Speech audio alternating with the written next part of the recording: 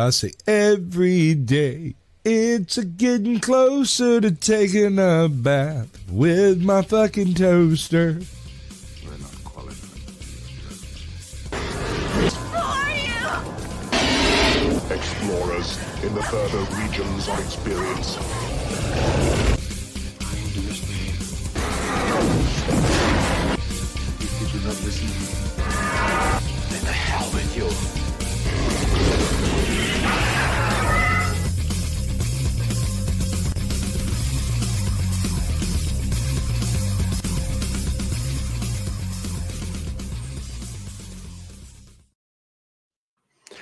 Greetings, salutations, and welcome to the 160th episode of Screaming Into the Void, the show where we talk about whatever the hell we feel like, and boy howdy are we gonna.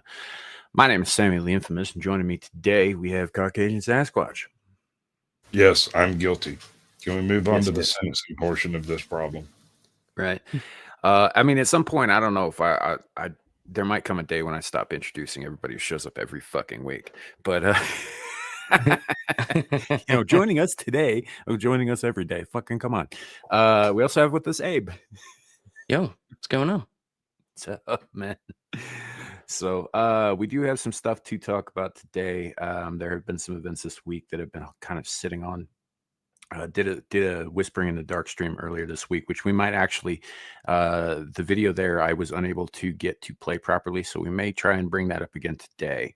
If we do, I will, after the show, post the link to the video in the description below because it is a YouTube video and all that stuff. But I don't think dude will have a problem with us playing it. I just, I want to credit where credit's due. Which, by the way, you guys got to start reminding me to do that with Gabriel Torch's videos because, like, whether or not we agree with her or we even like her or whatever, we are using her content. So I need to start remembering to credit her. I don't mind crediting people that I point and laugh at. That is fine. Right, but I need to start putting that shit in the Screaming terror. Description. Yeah, and that's entirely on me. That's because I'm lazy and forgetful. That's no reflection on anybody else. Easily done. But do better. Get good, scrub. You'd think after 3 fucking years I'd be better at this shit, but mostly, man, I just copy and paste and like tweak a few things. Oh yeah, if I see it copy paste, it's probably not going in the description. Yeah, not gonna lie, dude. Like, I problem is I have a tendency of waxing philosophical. So if I sit down to start typing out a description 37 pages later when the dragon takes the kingdom, it's just gone too far, man. Right. Yeah. So, but yeah, that said, we are currently live on Twix, Rumble, and 2 separate YouTube channels, Caucasian Sasquatch and Samuel the Infamous. If you're in any of those places, drop a comment, let us know you're here. I'm going to say hello to the chat real quick before we get into the thing. And yeah, that'll be that. That'll be the show. So first up, we got American 101. Welcome in. Yuan T. Hello. Good to see you. John Denicola, as always, brother. Good to see you, man. We've got scroll down. Hey, Scotty Waddles. Hey now. So as people come in, we will bring up chats on the screen so that you see that we see you. If I miss any, again, entirely on my fault. I'm kind of running a bunch of, I don't have my fucking regular producer here today or next week. So it's going to be a little bit of a mess. My apologies. Don't tell them it's wrong until they figure it out. Otherwise, you're blowing You'd think I'd be able to handle all this shit because I actually produce for another channel. So yeah, you should be part of the repertoire by now, I'd imagine. Yeah, I'm good at it. I'm just not good at doing that and hosting at the same time, Yeah.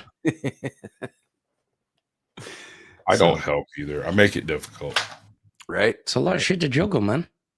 Yeah, it is what it is. And, like this is something that I think I was talking with my mom about the other day. I was like, most people think when you do streaming like this, right, that it's just press go live and start talking into the mic. And for the most part, that's true. But there is more shit to it if you want any kind of production value. Yeah. Okay. Production value aside, and yes, it definitely has its place. The amount of thinker input, brain sweat that goes into this type of stuff. Oh yeah. And if you've never sat down on a panel with a bunch of people that disagree with you and stood flat-footed on your square and walked away knowing you acquitted yourself well and felt the exhaustion that can come from just sitting here. Oh, it's crazy. Well, not even just while you're live, man. I start like we do the shows on Saturday, right? I take Sundays off. Monday, I start immediately collating fucking potential topics for this show.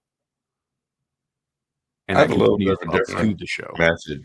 I produce for a lot of different shows, and so I've got this one master list of saved videos on my channel, and anything I come across that fits the bill of weird enough, strange enough, police enough, bad enough, good enough, or whatever gets dumped into the list. And every now and then I go over to the list and thin it out, get rid of things I've already used and make room. And then while we're doing a show like this, that list is over there available. And so if we run up short on a topic, I'll go grab a video off that list that I've already vetted at least far enough to know that we won't catch like a block or a copyright strike or anything. Right. Yeah. You know, and that's the other thing is it gets kind of tricky with some videos. You do have to check beforehand before you pull them up, just in case there's going to be an issue with the original creator, or if there's going to be an issue with copyright or any of that nonsense. Or, you know, sometimes they just don't play that well, like regardless of how good your setup is. So you got to make sure that they'll do that too. Yeah. I'm horrible at all that stuff. Right. That makes sense. Well, the other day on the Jack and Abe show, we played the Dead Parrot skit from Monty Python. Not even in its entirety, and we got fucked for it. Oh yeah, I'm sure. I'm like, what the fuck, man? Those old pythons, they don't fuck around with that. Yeah, this is a damn near 50-year-old clip. Mm-hmm. Who gives a fuck? It still belongs to them. Yeah. Well, it wasn't even the original copyright holders that pinged us for it. See, that's where it gets frustrating when it's somebody like, so there are these conglomerations. Some fucking interloper. Yeah, there are these conglomerations out there that troll the internet with algorithms and ping videos that do not belong to them. Right. But they'll still claim the copyright, and you have to prove that it doesn't belong to them, which is much harder to do when you can't prove that it belongs to you. That's why when I use copyrighted material, I find out where that copyrighted material is copyrighted from. And if some weirdo comes in and tries to ping it, I just send them the actual copyright. On top of them. Yeah. Y'all get together, figure that shit out. I don't care. Yeah, because like with these third parties, it's like trying to prove a negative. How the fuck do you do that? Yeah. Yeah, it's like, so a few years ago, one of my first game streams, right? I was streaming Monster Hunter World, and I was running, if I remember right, it was Ruiner Nergigante, Tempered Ruiner Nergigantes. And anyway, each monster has its own theme music, right? All of which is owned by Capcom. Yeah. And the original composer. So I got claimed for the music that was in game, right? It wasn't Capcom came after me. The original composer didn't come after me, which is amazing because if you've ever been on the internet for more than 5 minutes, Japanese copyright law is insane to deal with. Yep. It's way worse than the West, and way more convoluted. I got pinged by a fucking YouTuber who did a hard rock cover of that theme song. Despite the fact that the music that was in my stream was the original music that is in game. Right.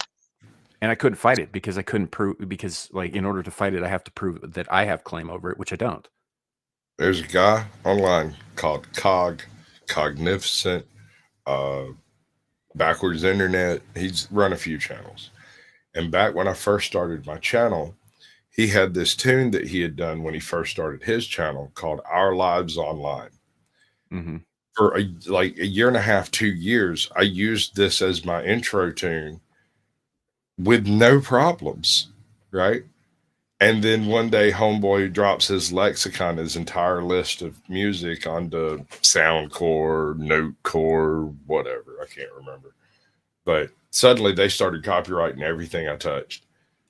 And it took a minute for me to realize what had happened. And it kind of sucked because we had actually been on a panel and discussed it. Like, we talked about that specific song. And he's like, yeah, go ahead and use it. He's like, at some point in time, I'll probably put everything into a SoundCloud or something. But when I do that, we'll fix it. We'll make it right. And I was like, okay, cool.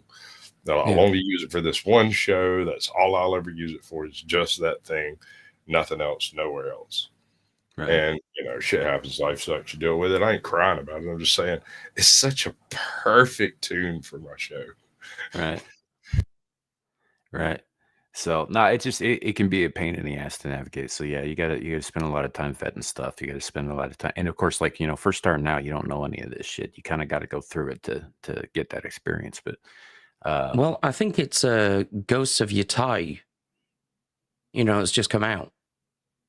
People are getting pinged the music in that, but there's no option. There's like no streamer mode in the game. Huh. So if you play any of the game sounds, you're fucked. Yeah. That's just retarded. I think you're going to start seeing more and more of that shit down the road. That's when you set up the Netflix playlist. Right. So anyway, as it stands, like long story short, there's more to this than just hitting live and starting to talk into the microphone. Although that is a huge part of it. That's like the majority of it. But there's other work that you have to do offline to make this shit happen. And sometimes, I mean, it can be like a fucking second full-time job, man. Yep. I call a decent channel run by a single individual that doesn't interfere with one's life a part-time job. Yeah. I put at least part-time hours into my channel weekly, at least. Now, I'm in a different circumstance than most people, where I don't have a full-time job and have to scratch together the part-time hours to put into this. But I'm very lazy, and I'm not jealous of any of you. Yeah, I mean, I have a full-time job outside of this, so I have to work around my ass more. Money me. It's like some people ask sometimes why Abyssal Musings is so late on Fridays, right? Well, the reason for that is because that's the soonest I can get home from my job. Yeah. So, yeah, it's usually I've been home for about 15 minutes before we go live on that show. So. And all that. But in fact, my co-host Laurence Knight asked me that a while back. He's like, "Why the hell are we starting this at 11:30?" Because he's on Eastern time, and for me it's 9:30. And he goes, he's like, "Why the hell are we starting this at 11:30 and all that again?" And I was just like, "Because I can't get home sooner than that, man. Because my actual life work hours run to that point." So. It is what it is, man. It is what it is. Yeah, so anyhow, it's not like you can stream from work. Right. So anyhow, I'm going back up to what Young God said here. I'm here for the talk about the Mormon angle of the CIA honeypotting Charlie Kirk with Erica Franzve. I don't know how to pronounce that. Anyway, how do I get on that list? I want to be honeypotted. I assume that is Erica Kirk's maiden name. I don't know. I ain't looked that deeply into it. But we probably won't be talking too much about Charlie Kirk specifically in this episode, but we are going to be talking about Mormons. So right off the gate. So Sunday there was another event, and this one, of course, I had to hear quite a bit more about because it was very big news in the Mormon community. It was pretty big news nationally too, but I heard some shit that a lot of people didn't, because my mother is Mormon and she's in with all those networks, which are pretty insular. And we'll be playing a video here shortly that not a lot of people outside of those networks have seen, but I think is probably important for people to see about how the aftermath is going, how they're handling it, that kind of thing, from the bishop of that ward in Grand Blanc, Michigan, where what appears to be, by all accounts, this wasn't politically motivated, a jilted lover who was mad at the church of his ex. Well, mad at his ex, really, but he took it out on our church. Drove into this church, set it ablaze, and opened fire. I think the current death toll is up to 4 people because there were 2 who were holding on by a thread earlier this week, and I don't think they made it. I know there was a 7-year-old girl who was shot. I don't know if she is one of the ones who passed away. I hope not. But this kind of shit's gotta. What the fuck is wrong with you people, man? And I don't mean you people as in chat. I mean you people as in the world.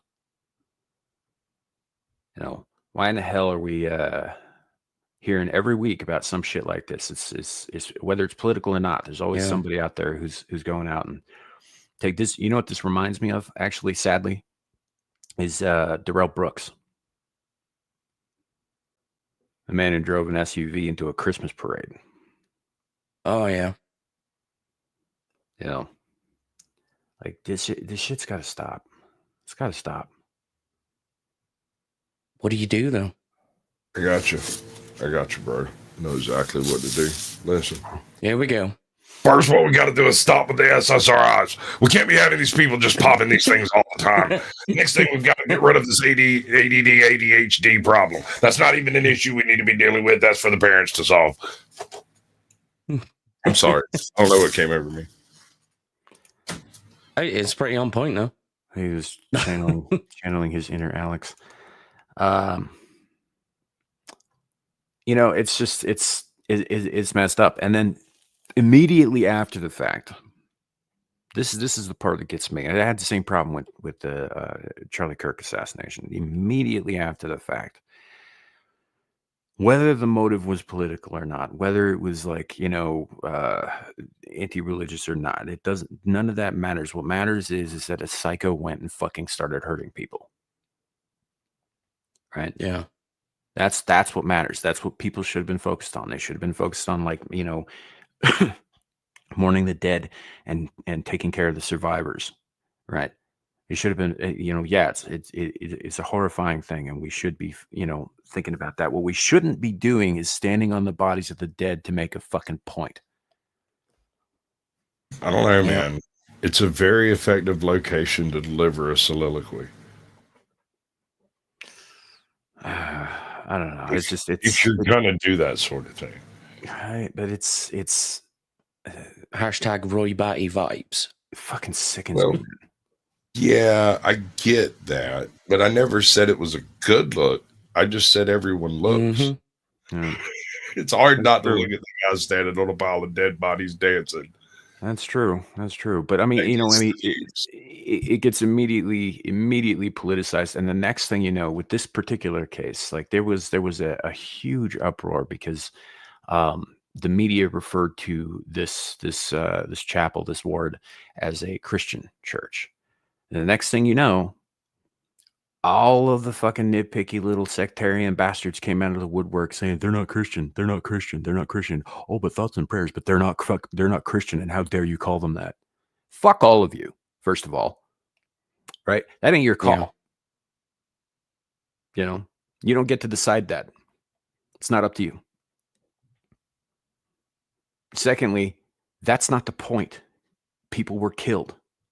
That's the point. I was a little upset with how many people tried to immediately make it political, and I actually kind of got yelled down at while I was on a panel when I was pointing out. I was like, look, if you remove all of your political lensing that you're applying to this, what I see is a very upset person who took vengeance out on a group of people that probably had nothing to do with it. I imagine the people that did were there. But that looks like the type of violence we're seeing, not anything left-wing or right-wing, not anything political at all. And they got mad at me. Mm-hmm. They did not like that interpretation. And basically, I got douched out of like 10 minutes later, I was gone from the platform. And they had somebody that was parroting the same political left-right bullshit. And that's all it was. That's all it is. Yeah.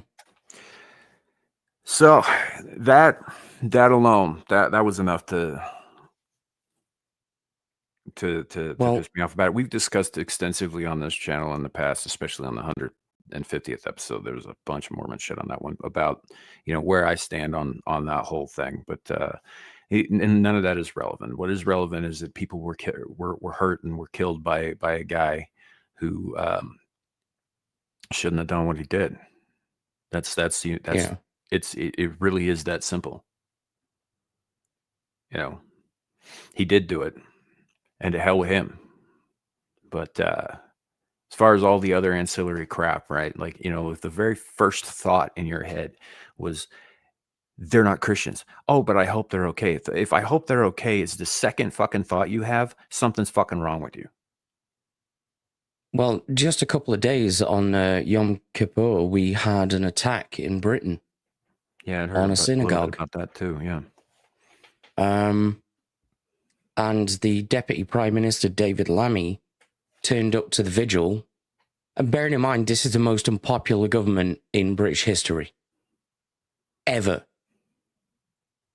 Which is saying something. That's saying something. We've beheaded monarchs for less. Right? And you like those guys. And more. Yeah. Yeah, fucking bring back King Charles I, for fuck's sake. I mean, they were at least family. Who are these guys? Yeah. And David Lammy, the Deputy Prime Minister, he turned up to this vigil, and then he just started pontificating, and he was just getting booed from the crowd because people knew he was just there to score political points. Now, at the risk of doing that myself, do you know what the name of the assailant was? Jihad. Yeah. His first name was Jihad. Who the fuck names their kid Jihad? Well, I have a cousin named Armor of God. Muslims? So. Yeah, it'd be like me calling my first kid Crusader or some shit like this. Damn, let's it's do ridiculous. That. We could have a kid named Crusader, dude. I'm so on board. Ladies, this is your chance. Yeah. Yeah. It was just such a fucking sad sight, considering that people had died and this cunt bowled up just to try and win over the crowd, and nobody was having any of it. Yeah. We're just tired of it. It is awful shit. I will say, however, that naming your kid Jihad and expecting them to not go and fucking do something awful is like naming your kid Destiny and expecting her not to be a stripper. I saw a thing years ago where it was somewhere in the Midwest, I think. And when I explain what the name is and why, you'll probably go, yeah, that sounds pretty much about right. There was a neo-Nazi couple who had a kid, and they called their kid Aryan Nation. Oh, that's just good shit, dude. You know he's going to have a black girlfriend, right? You know he's going to have a black girlfriend. Yeah, kid's going to rebel pretty hard. He is straight up going to be Nation of Islam every day of the fucking week, bro. It was so fucking surreal. I'm like, what the fuck? What the fuck is wrong with these parents? Yeah, it's... Well, let's back up and take a look at what they've learned in their life. They went to public school, learned in public school, possibly graduated from public school, and then stood around in the corner until they got arrested and went to prison, or managed to get a job somewhere and stood around there until they were arrested and went to prison, or they joined government. Yeah. Crystal Chandelier. Yeah, that would be an unfortunate name. Yeah, she's gonna end up hanging from the ceiling. Oh God, dude. Jesus! What's up, Coder? Welcome in, brother. That's the kind of dark we need to channel. Yeah. All right. Yeah. I apologize for that. It just kind of slipped out. Less of the killing. Let's focus on the dark humor. Look, I love dark humor. You know that. It's like I don't like stripper names. yeah. One of the reasons that we're bringing this up, and like I said, we got this video. We're going to show this in just a second. This is the video from the bishop, who is the if you don't know how Mormon hierarchies work, essentially they get like a calling to do a specific job or whatever. They're more or less elected, but they're kind of like, or chosen rather, by a body, but the body says they get their direction from, God himself, kind of thing. It's whatever. Anyway, he's basically the head of the church for a set period of time, and then somebody else will be. Is it religiosity by committee? By a select committee. Select. I read a book one time where they did damnation by committee. Well, probably similar. This comes on the right on the heels of the death of the president of the Mormon Church, of the LDS Church, as well, who was 101 years old, which is kind of impressive. Like days after his birthday, right? And how that usually works, how they select a new prophet or what because they call him the prophet, or president, whatever, is you don't really know who it's going to be, but you got a pretty good idea. It's probably going to be the leader of the Quorum of the 12, which is like the governing body of the church, with the president sitting at the top of that kind of thing. So it probably will be the current leader of the Quorum of the 12, but it might not be too. You never know. So, but they kind of use that sort of same system all the way down, right? So a ward is like your standard chapel area. Usually it's got a fairly large congregation because it covers a fairly large area, and then you've got branches which are considerably smaller. You get those in like small towns or whatever, kind of thing, and they're all members of what's called a stake, which is like a regional thing, et cetera, et cetera. So this will be the ward leader for Grand Blanc. So yeah, we'll go ahead and bring that up, and we're going to play this now, and because I think this is important for people to see. I don't think enough people have seen this. This is how they're handling shit. They're obviously upset, but they're pulling together as people should. You ready? Yeah.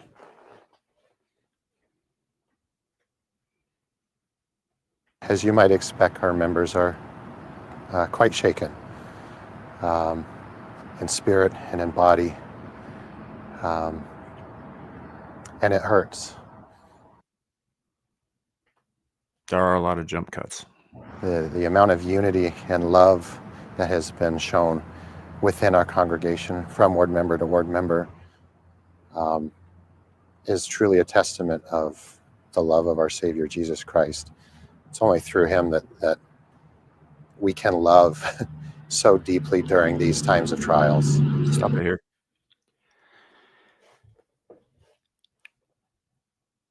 Are you telling me they're not Christian? That is the only requirement per Jesus.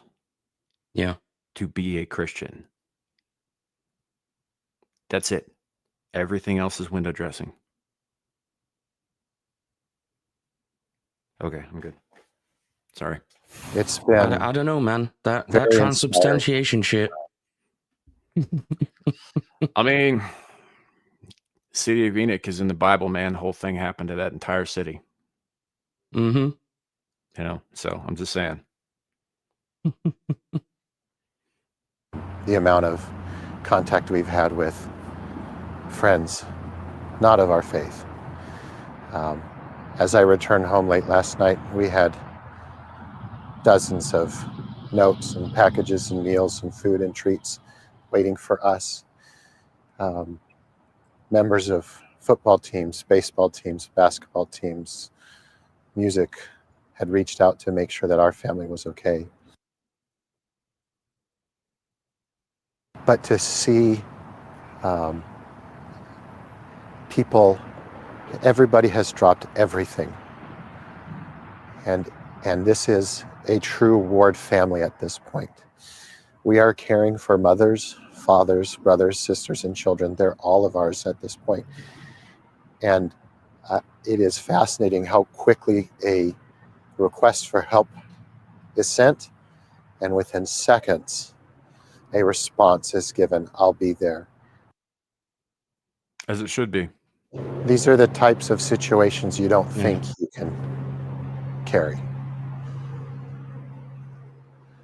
And I don't think alone any of us can.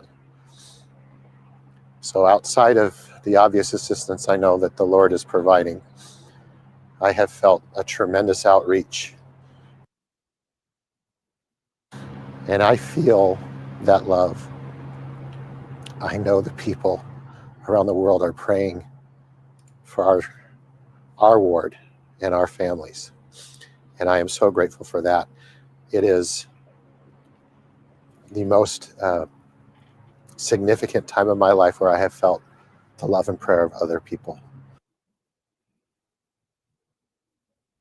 As we gathered as a congregation in a safe space yesterday, the community outreach was just astounding. The amount of meals provided, drinks, clothing, blankets for children. It was very humbling to see how much good there is in the world today, and that above all, we are all children of the same Father in heaven, and we love each other.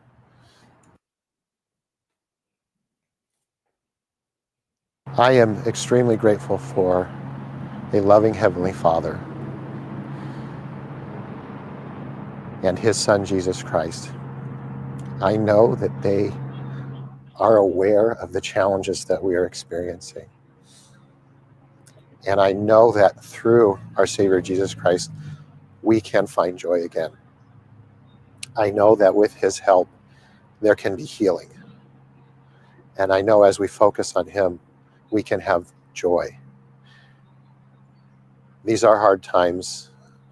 This is the largest trial any of us will likely endure here in Grand Blanc. But I know that He has overcome all.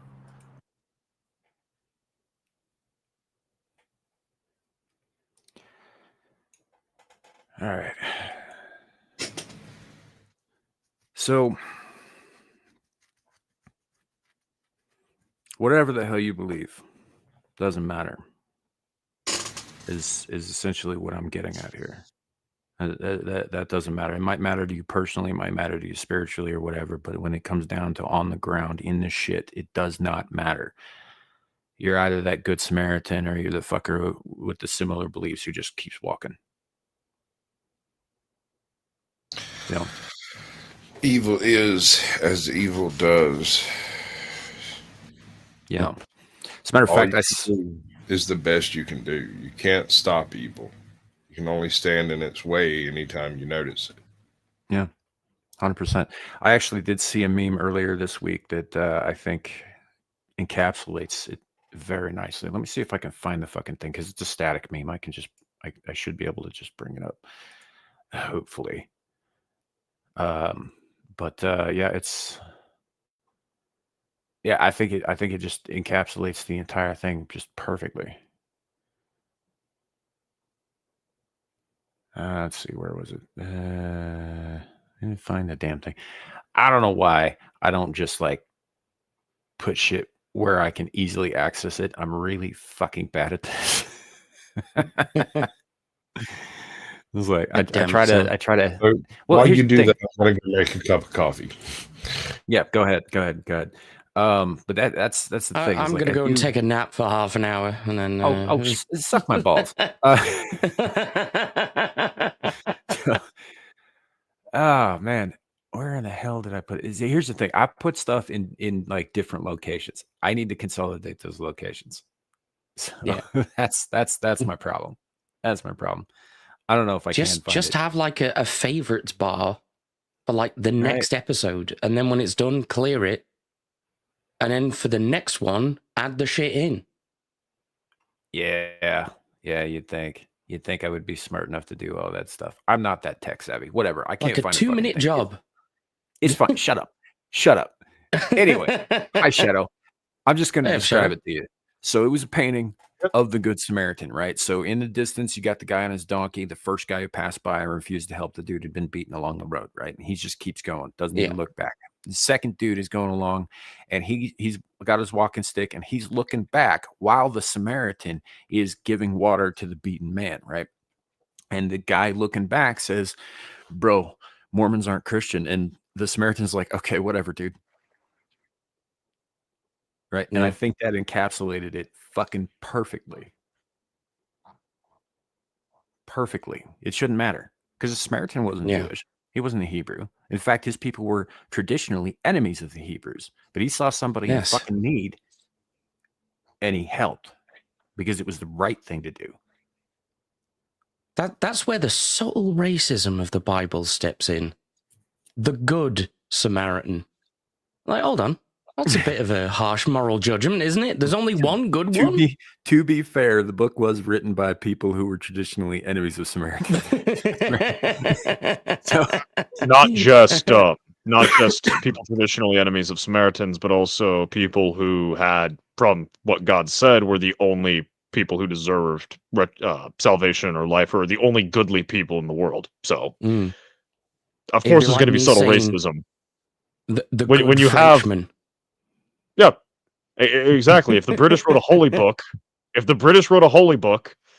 recording the fact that God told them that they were the only good people in the universe and they were the supreme people over all others. This is correct. Yes. It would be written in an incredibly racist way.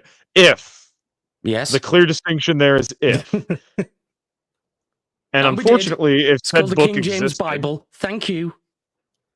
And unfortunately, if said book did exist, then unfortunately, when Christ showed up, he invalidates it by making everyone equal. So, yeah, or equal in that regard, at the very least.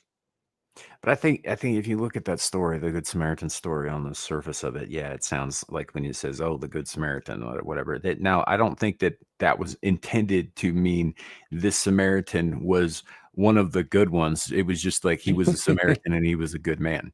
I think is where they were going with that. But even so, because the story doesn't illustrate that, that specifically that the Samaritans hated the Jews and all that stuff. That was in a different fucking part of the Bible. What it talks about here is that people who were of the same people as the beaten man wouldn't lift a fucking finger to help him. Yeah. That's the point of that story. Is that someone who wasn't even of their tribe was willing to help when they were not. Ardent Party, beat me to the King James. Yep. So it is written. Why did I think Ardent posted that? I'm retarded. Aaron, Laura, from an outsider's perspective, absolutely. They, however, will tell you differently. Well, if you have, and I'm sure San does, any knowledge of Middle Eastern paganism as well. Mm-hmm. Yeah. Which has more or less been stamped out, by the way. By fucking Stasis Geek, you dick. Where the fuck are you? You little git. He's just finished his film club. Fucking no, fair enough. Welcome in anyway. Give all the shit. It's fine. I'm just gonna call him a git. But yeah, that's true, Aaron, Laura. Yeah. He lowered the voting age in this joint. He just showed me this ID and I took it as solid. Yeah. If that's what you believe, but if you've got any knowledge of like Arabic paganism in particular, Allah was actually the moon god, and that's why the crescent moon is the symbol of Islam. Yeah. And then it all got attached to the Abrahamic faiths that existed. Right. But I mean, you could go down a rabbit hole in a bunch of different directions here, man. It's like you could even go back to what was it? The Gnostics believed that the Jewish Yahweh or the Hebrew Yahweh was in fact the demiurge and the evil god, and the actual creator was out there somewhere else. Yeah. So there's a reason. There's a reason why the fucking Cathars got what they damn deserved. Right. Well, and you could also make the argument too, because I keep hearing people throw around the word Baal as if it's a specific name. It's fucking not. It's a title. It's an old Canaanite word that means Lord. Right. There are many Actually, Baals. it's plural. Some It's a kings, matter All of them referred got to loose. as, again, just a title. And in the Old Testament, the God of Abraham is referred to by that title several times in the Old text. Yep. It's not a name. It's just a fucking title. Now you have specific entities with that incorporated into their full names, like Belphegor, for example, is a version of it where Bel comes from Baal and Phagor comes from a specific mountain in Phoenicia.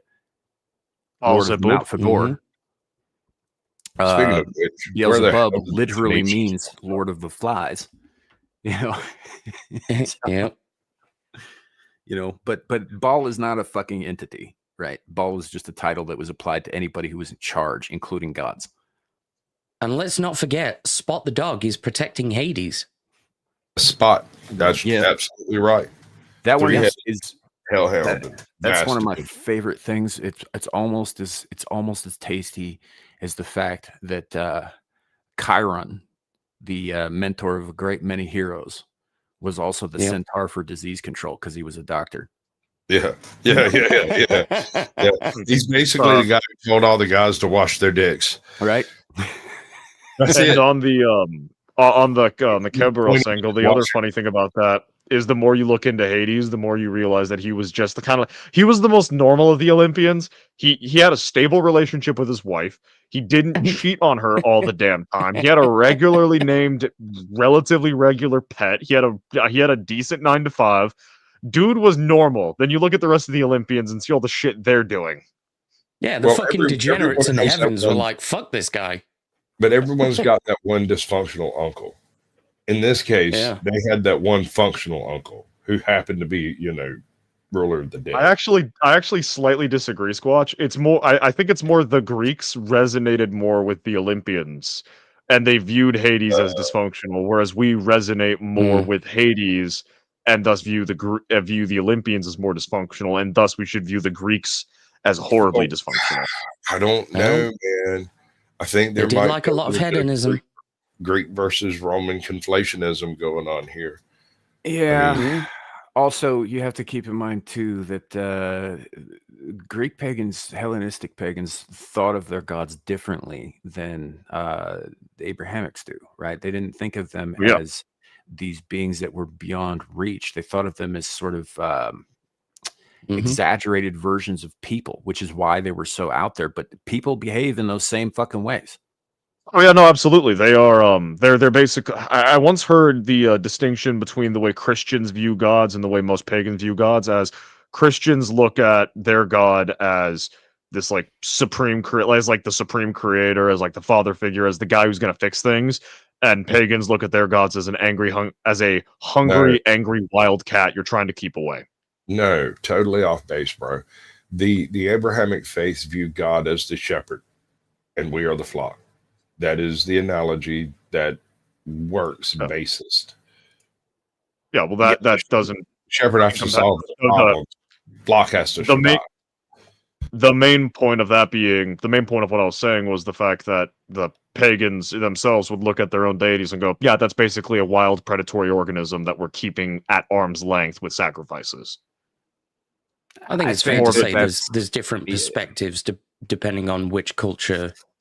And that's why I said most pagans. And that's why I said most pagans. On which culture, because like you get into like say the Aztec pantheon, like some of them, sure, I'd agree with you 100% that was a description you could apply to some of them, but the top 4, no, they were above and beyond. The top 4 that essentially ruled the cosmos, which would include Quetzalcoatl, Huitzilopochtli, Xipe Totec, and the trickster god. I can't remember his name off the top of my head. We ever call him Coyote? Yeah, it works. We ever get a name for Twin 1 and Twin 2? No. Romulus and Remus. My point is they were well beyond like the earthly stuff, really. Quetzalcoatl, my alien boy. And even in the Hellenistic tradition, there are beings that you could equate to the Abrahamic God. They are above even the Olympians, older than. I didn't refer to power level. I meant more to. I was referring to temperament. Oh, in which case, yeah, they're all kind of shit stains. Do you know what we should do at some point? The whole point of it is the temperament of the reason why Christians don't really get pagans is they're looking to gods as some kind of like moral influence, something to kind of like as a moral influence. Yeah, they're looking at it as moral influence, whereas the pagans are looking at their gods as something that is incredibly dangerous that will kill them if it feels like it. And they need to keep it back with some kind of appeasement or just stay the fuck away from it.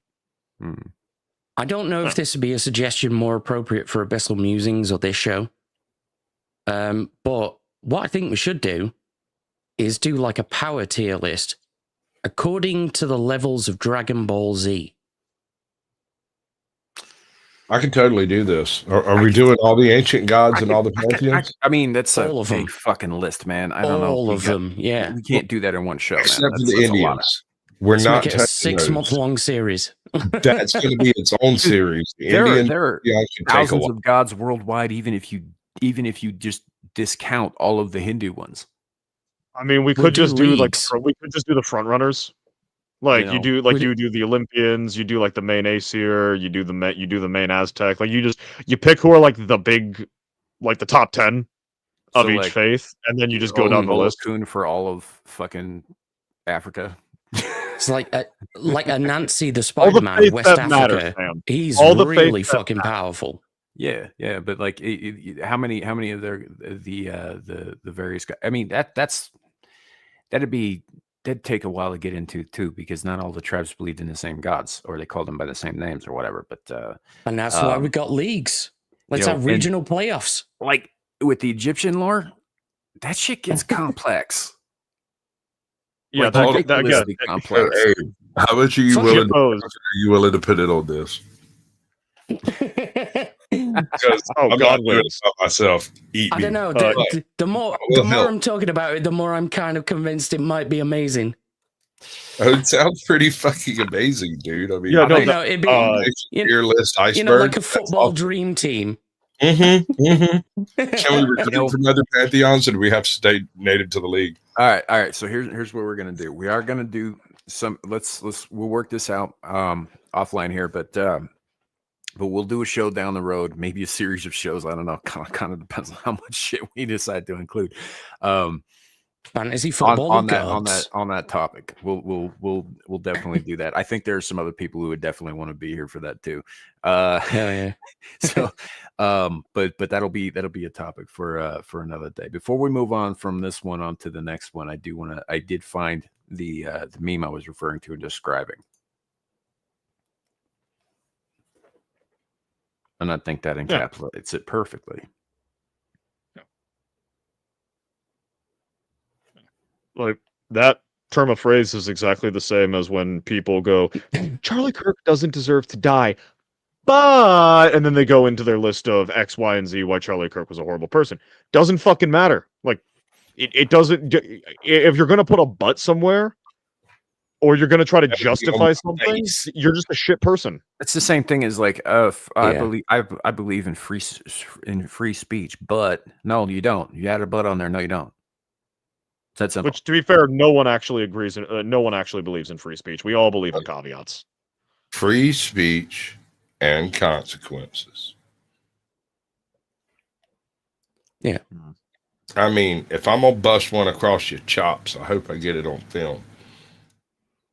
Because if I'm going to jail tonight, I want evidence. Right? Don't we all? Right? I would like evidence if you're going to jail tonight. Just right? because I want.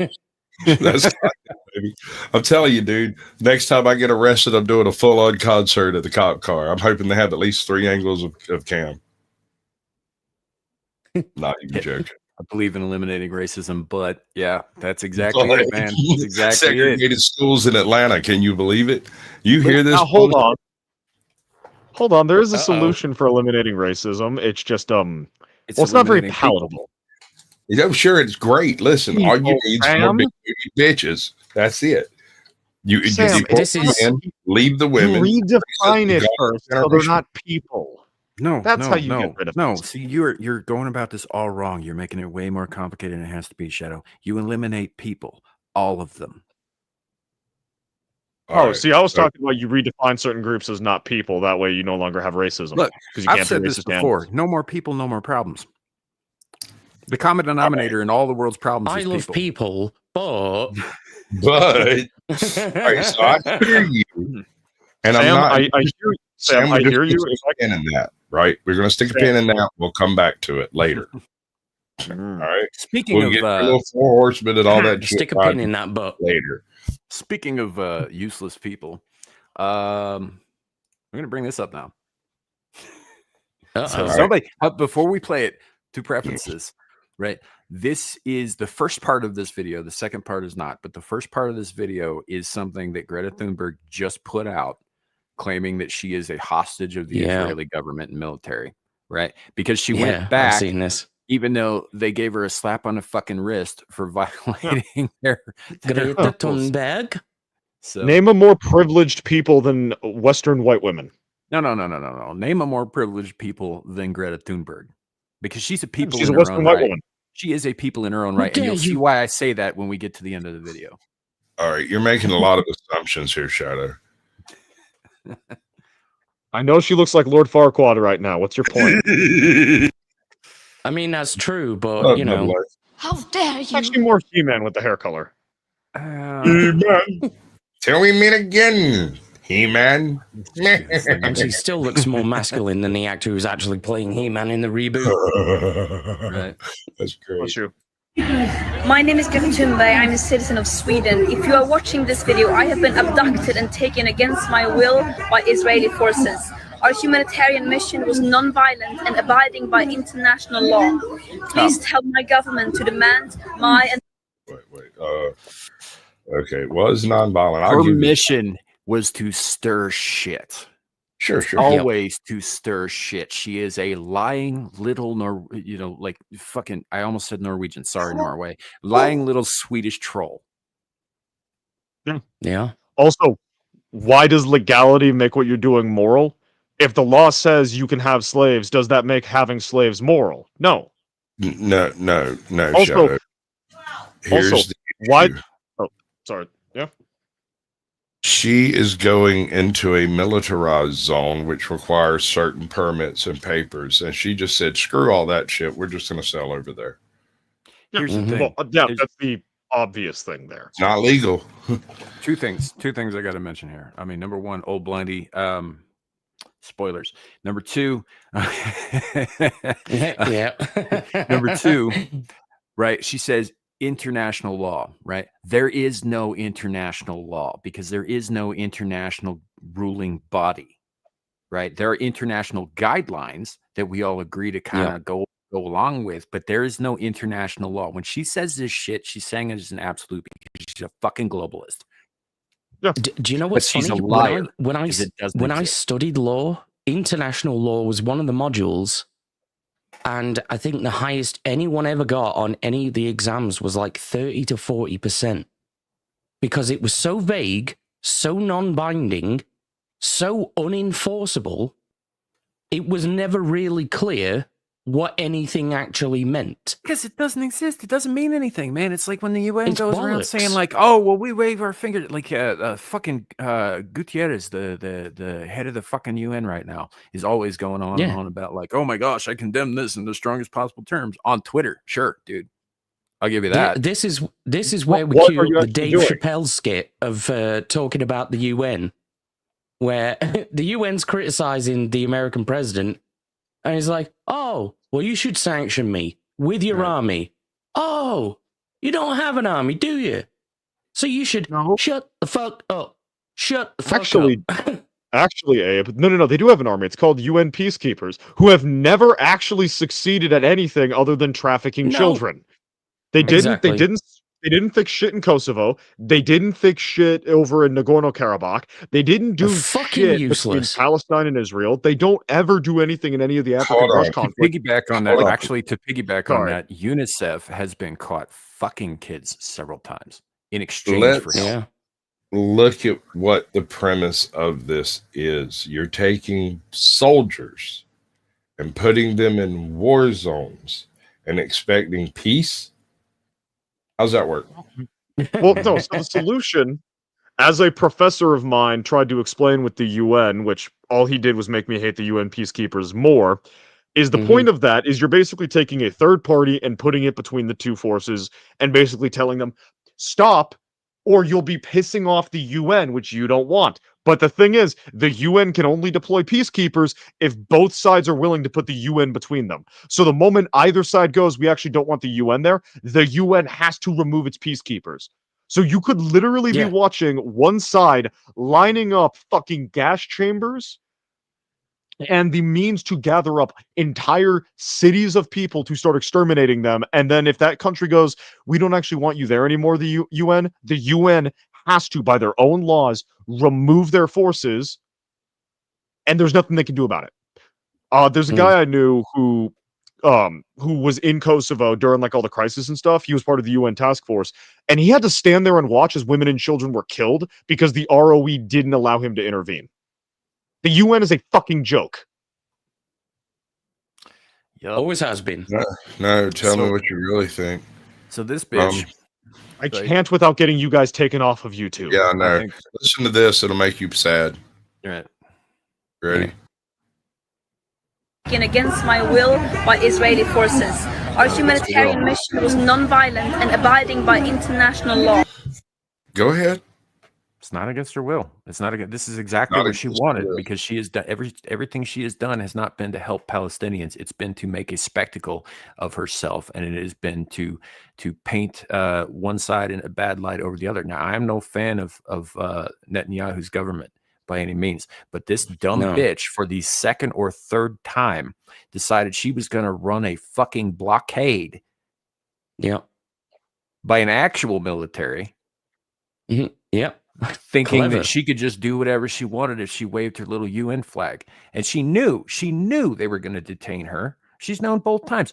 And you know what else she knows? She knows if she actually got past them, if they actually fucking let her go to Palestine, we'd see her head on a pike next week. She knows that. She wants to be a fucking martyr. She wants that to happen, and she wants the Israelis to be blamed for it. I don't give a fuck about who win, the whole Israeli-Palestine thing at all anymore. Honestly, but this dumb bitch right here is deliberately trying to sabotage one over the other. And she's doing it not because she gives a fuck about either side. She doesn't. She gives a fuck about the clout. Yeah. I mean, let's be honest. If I could get that kind of clout, I might try it. Yeah. So, and the fact, by the way, fact that the IDF are allowing her to, keep her phone, film this video, send it out on all of her fucking social media apps, which are all with still that active, haircut, right? That shows me that she's really not in the dire straits she's telling everybody that she is. No, the thing is, if Israel didn't want, if Israel didn't want this shit to happen, she would have never left. She would have never left Sweden or Norway or wherever the fuck that she took her boat off of. If they didn't want people to find out, she contracted a really rare illness. She contracted a really rare illness and died. And if they wanted people to know, she would have gotten into her car, turned the ignition on, and Tinker Toy Soldiers. No. How dare you? That's the film I'm referencing. Sentence. I'm not real hip to that. Yeah, Annie Pickle, she's a retard. I'll give you that. Yeah. No, it's yeah. I said what I said. No, she is. Isn't she actually on the spectrum? Clinically? I don't think it matters if you keep doing. Doesn't matter. Shit, She's over it. It doesn't matter. It's not relevant. If so, she's being manipulated by those around her. If not, she's a moron. So exactly, there's a difference between being autistic and being a fucking retard.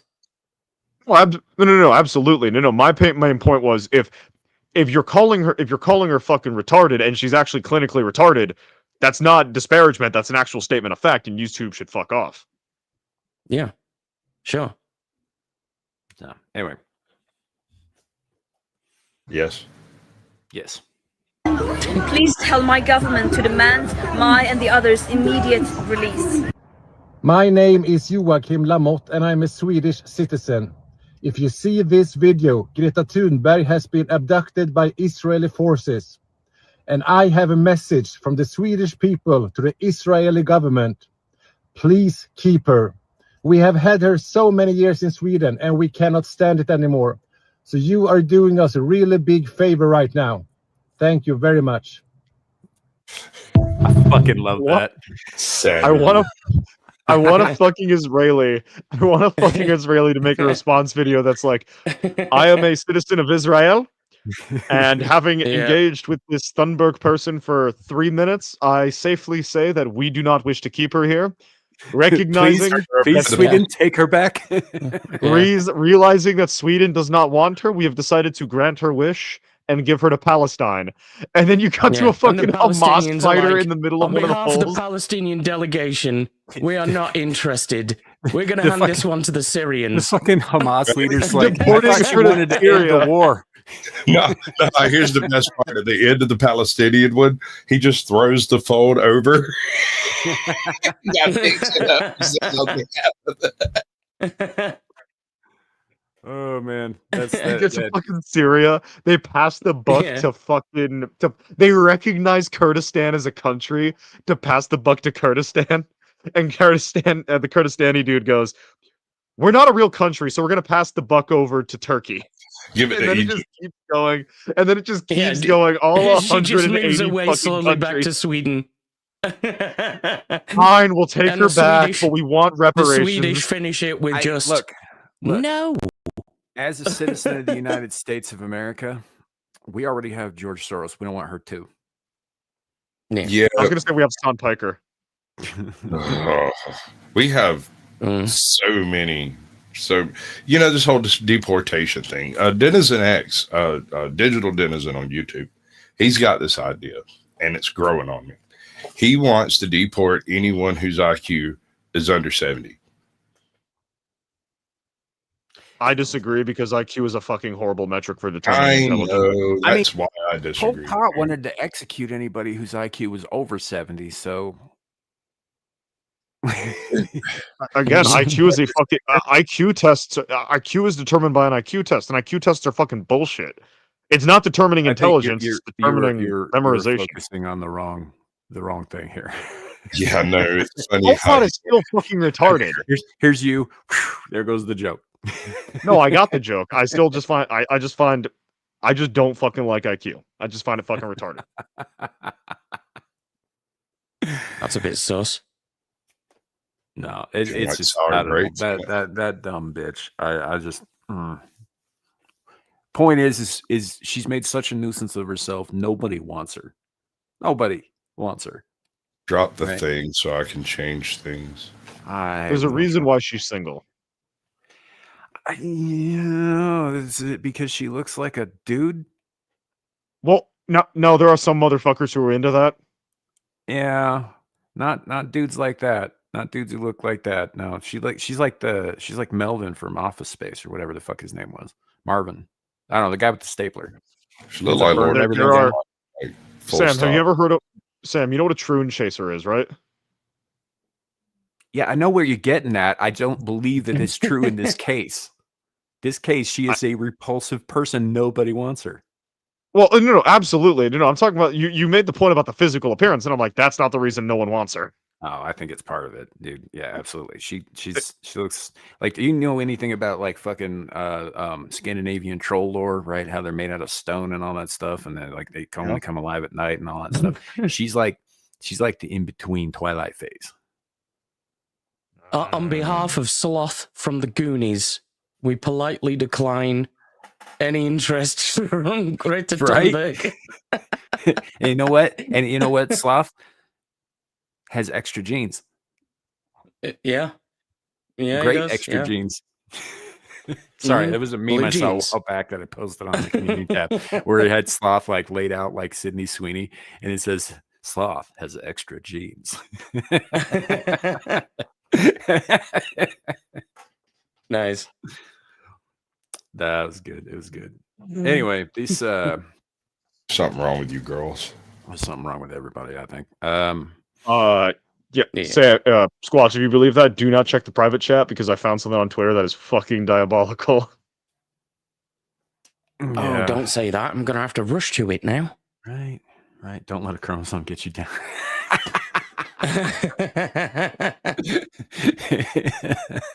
Okay. She's down, I'm down, I guess. I don't know. Next thing. I just wanted to bring that up because she's doing stupid shit again, and not a lot of people have seen it because not that many people fucking care after the last time she did this, right? But the end of that video with the Swedish dude making the response is just like chef's kiss, man. Chef's kiss. Well done, sir. Anywho, so y'all familiar with Optimus, Tesla's pet robot project? Right. Yep. It's okay to hate robots, right? Yes. They have been teaching Optimus to do all kinds of fun stuff, right? Like to walk and to move and to dance and to do all this. Recently, they started teaching it martial arts. I can't see this going badly at all. Great. This is going to be awesome. You know, this is how you get Terminators, people. No. The assassin droids from Star Wars. That's what that'll make. The IG series, or do you mean the Commando droids from Clone Wars? The Clone Wars, the Commando droid. The ones that have the dark mask. I think the ones with like the blades that show up in season 1. Blades. Yeah. Yeah, that can like mimic their voice and pretend to be clones. Yeah, real quick. What, the Dark Troopers? No, those are something very different, Abe. Joe Cool, here's the thing. She's not doing it's something that. Like she's that, saying though, she hold up. She's saying she's doing that. She's not fucking doing that. Like the last time they got detained because they ran a fucking blockade, right? They were supposedly bringing food to those in need in Palestine, right? However, the amount of food they actually took on that little boat with them wasn't that much. It was like less than a fucking pallet full, right? And they ate half of it on the fucking journey. Right. That wasn't what they were doing. They had the food there because they had the excuse. It was never about bringing aid to people. It was about, bringing attention to it. Like the whole goddamn planet's not paying attention. Yeah. Right. No, it is 100% a publicity stunt. She is 100% full of shit. That's why I'm shitting on her. If she was actually out there fucking helping people, it would be other people talking about her. So here's the thing. She did not go there with a whole bunch of food wanting to drop it off for some people in a hard spot. She sailed directly into a known and published blockade. She never had any intent of getting through the blockade because there's no one getting through that blockade, right? So whatever she had on the boat is immaterial because it's going to get picked up by the blockade. Also, if she makes it to Palestine, they'll just chop her head off, stick it on spike. Yeah. Also, let's say this was actually like let's actually like play this out and say, okay, she actually did intend to do this. She's still a fucking moron because why would you advertise to a people that you think are perfectly willing to kill women and children to get their jollies off? Why do you think that you can advertise what you're going to do and then do it without said state that you think likes killing women and children to get their jollies off, stopping you and killing you? It's the same people who will scream murderer, Nazi, and fascist to ICE or to law enforcement and then get up in their faces and start screaming at them. If you think that this is a person who will kill you for just existing, why the fuck are you antagonizing them? I think that's also true. What I'm getting at is that if she drops this fucking clout shit, if she drops this like, eco warrior fucking, everybody sucks but me and I'm still going to do all these idiotic things, nonsense. If she stops the social media chasing and she actually starts doing real humanitarian aid, right? And I'm not talking about fucking gluing herself to a fucking tree to piss off the local police or whatever. I'm talking about like she starts helping. Maybe she's packaging food to send. Maybe she gets down there in the front lines to help deliver or whatever, right? Because there are ways to do that legally and through the proper channels that will also more or less guarantee you don't get blowed up, right? There are legal ways to do that she could have gone through those fucking proper channels if she really wanted to help, right? If she starts doing that, then I will drop all this shit. If she actually starts trying to actually help people, I have no issue with that. But that's not what she's doing. This is 100% fucking performative. Aaron's got a good point. It's woke people looking for attention, and Zilege, with a very on point, as I said, main character syndrome. Yeah. I think believe they have Village plot said that earlier. Yeah, plot armor isn't real, folks. Not in the real world. She doesn't You know go that. to a place like that, you'll get killed. Right.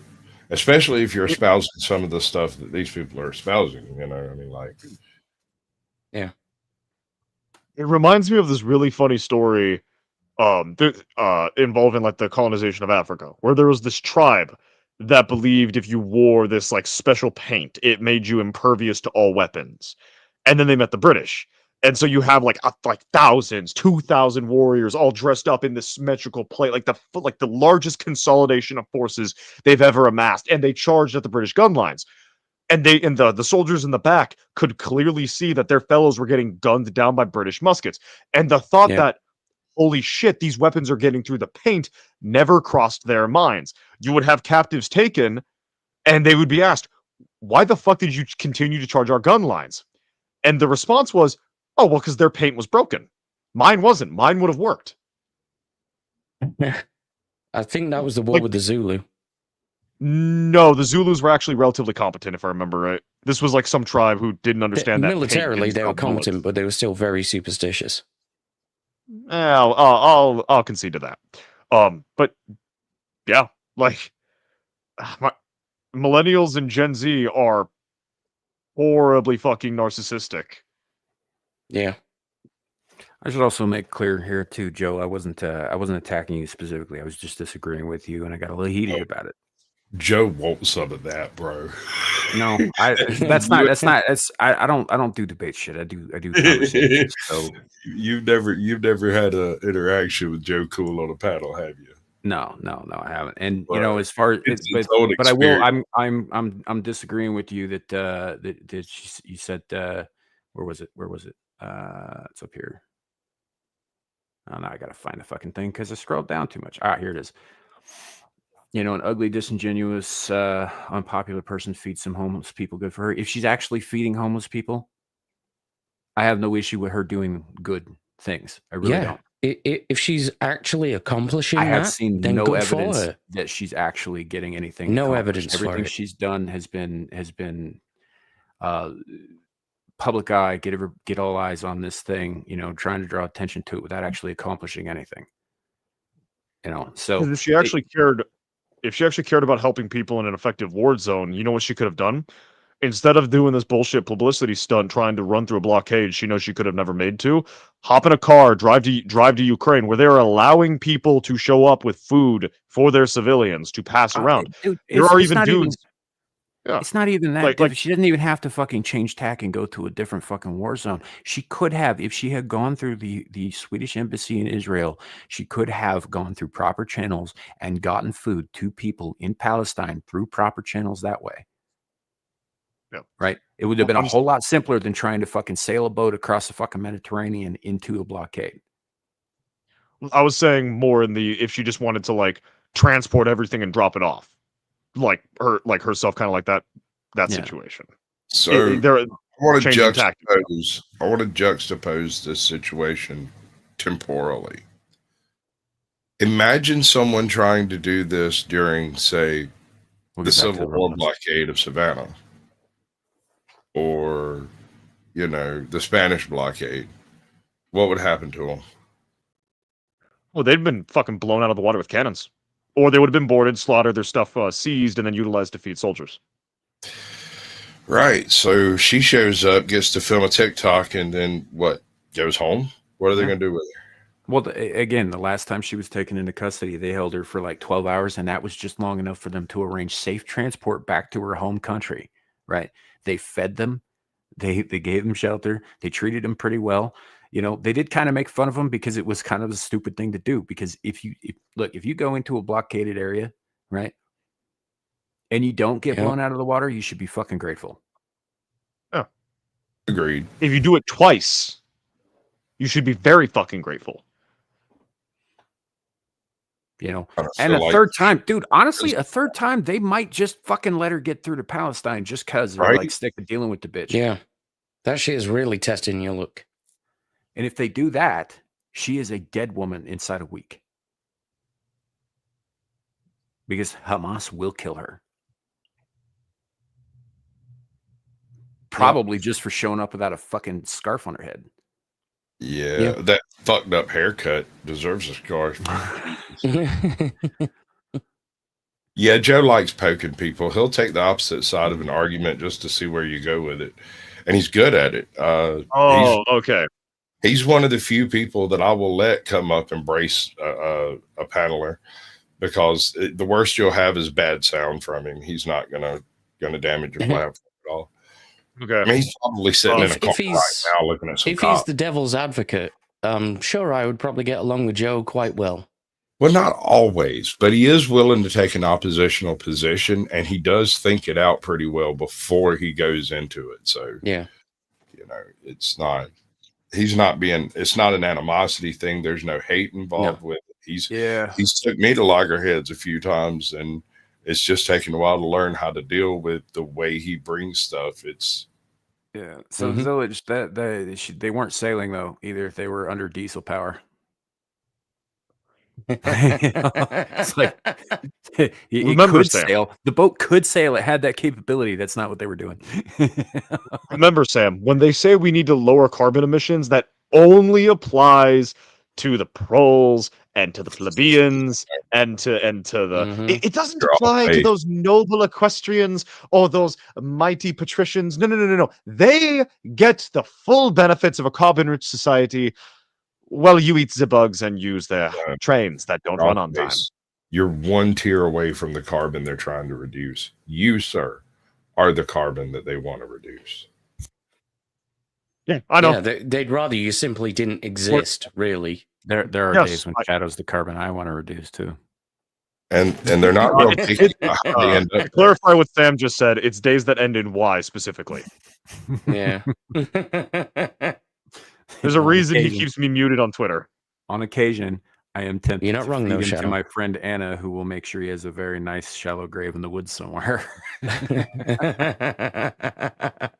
There'll be like trees and shit and flowers and all that stuff. It's a nice area. It'll be fine. He's going to be buried vertically. In fact, if she gets creative, because she is an artist, there might even be several of them. Yeah, she'd probably do a gig on top of the grave. Right. Yeah. All Take right. it into a festival. So sorry about. Why the am I remembering Pikmin's gallery from Fallout 4 right now? You should read Pikmin's Model by H.P. Lovecraft, which is what that comes from. There's a lot of Lovecraft shit in Fallout 4, so that checks out. Yes, sir. Yep. That is a deliberate reference to Pikmin's Model. So, I guess Boston. Yeah, I guess that checks out. Anyway, back to the robot. Back to the robot. Tonic, man. Like, Fallout 4 is in H.P. Lovecraft's backyard. Yeah, exactly. I realized that after saying the dumb statement. I wonder why that is. Oh, because Boston. All right, video is happening. Let's go.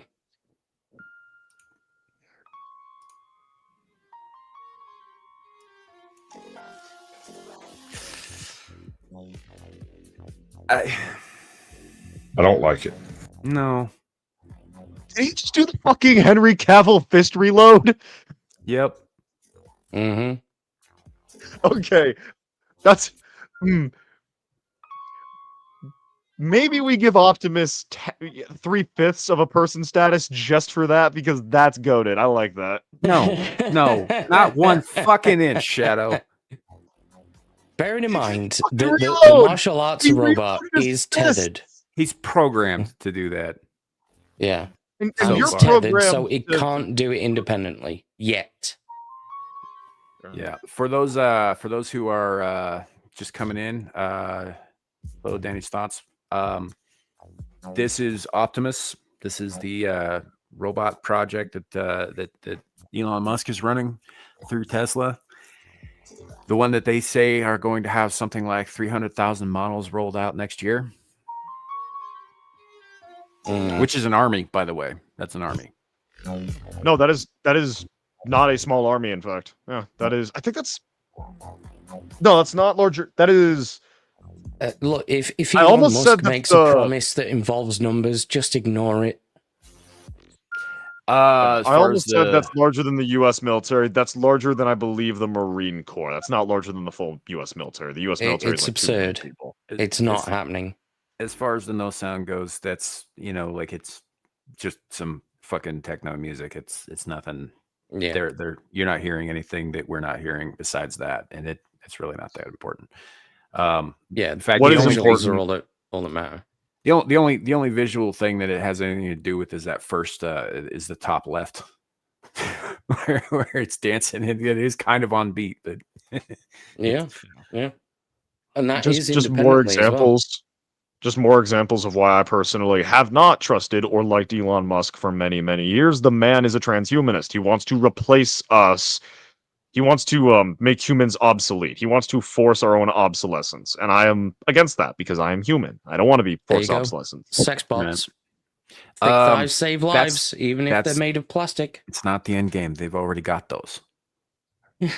They've had those forever, and some of them are very hyper realistic looking. Yes, they hold are. on. I saw in fact, no, dude, we did this on a show like 2 years ago, man. We brought it up then. Apparently, China is pretty close to perfecting this.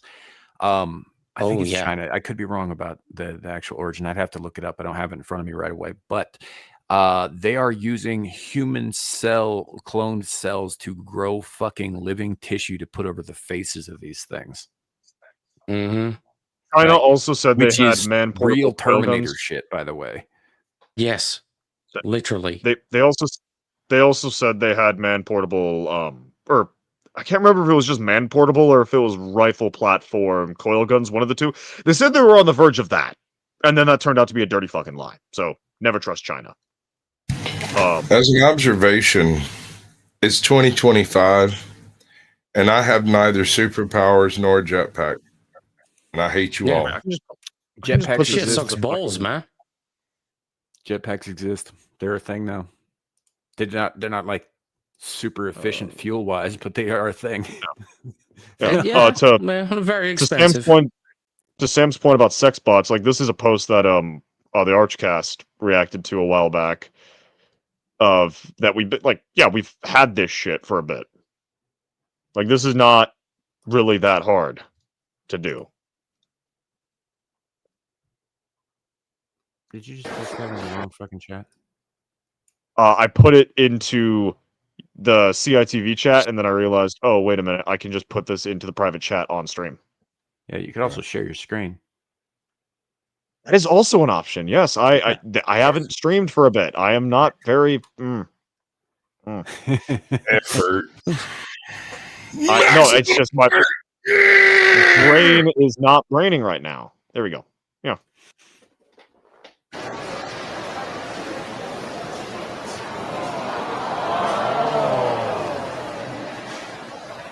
I'm realizing this might be a costume, actually, now that I think about it. It is. Yeah, bro. That is 100% a costume. Yeah.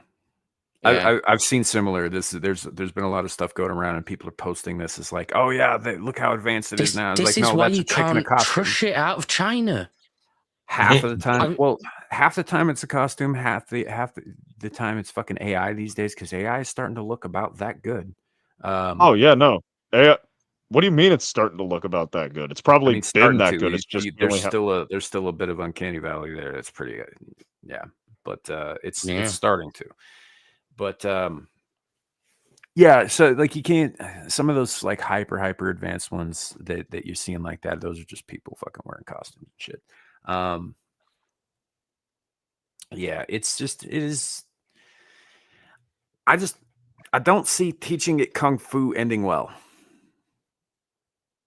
I mean, the kung fu part doesn't really matter. Is it able to effectively like carry a rifle? Doesn't fucking matter how good at kung fu it is. I don't when it's carrying a gun and kill us. So it's way more lethal.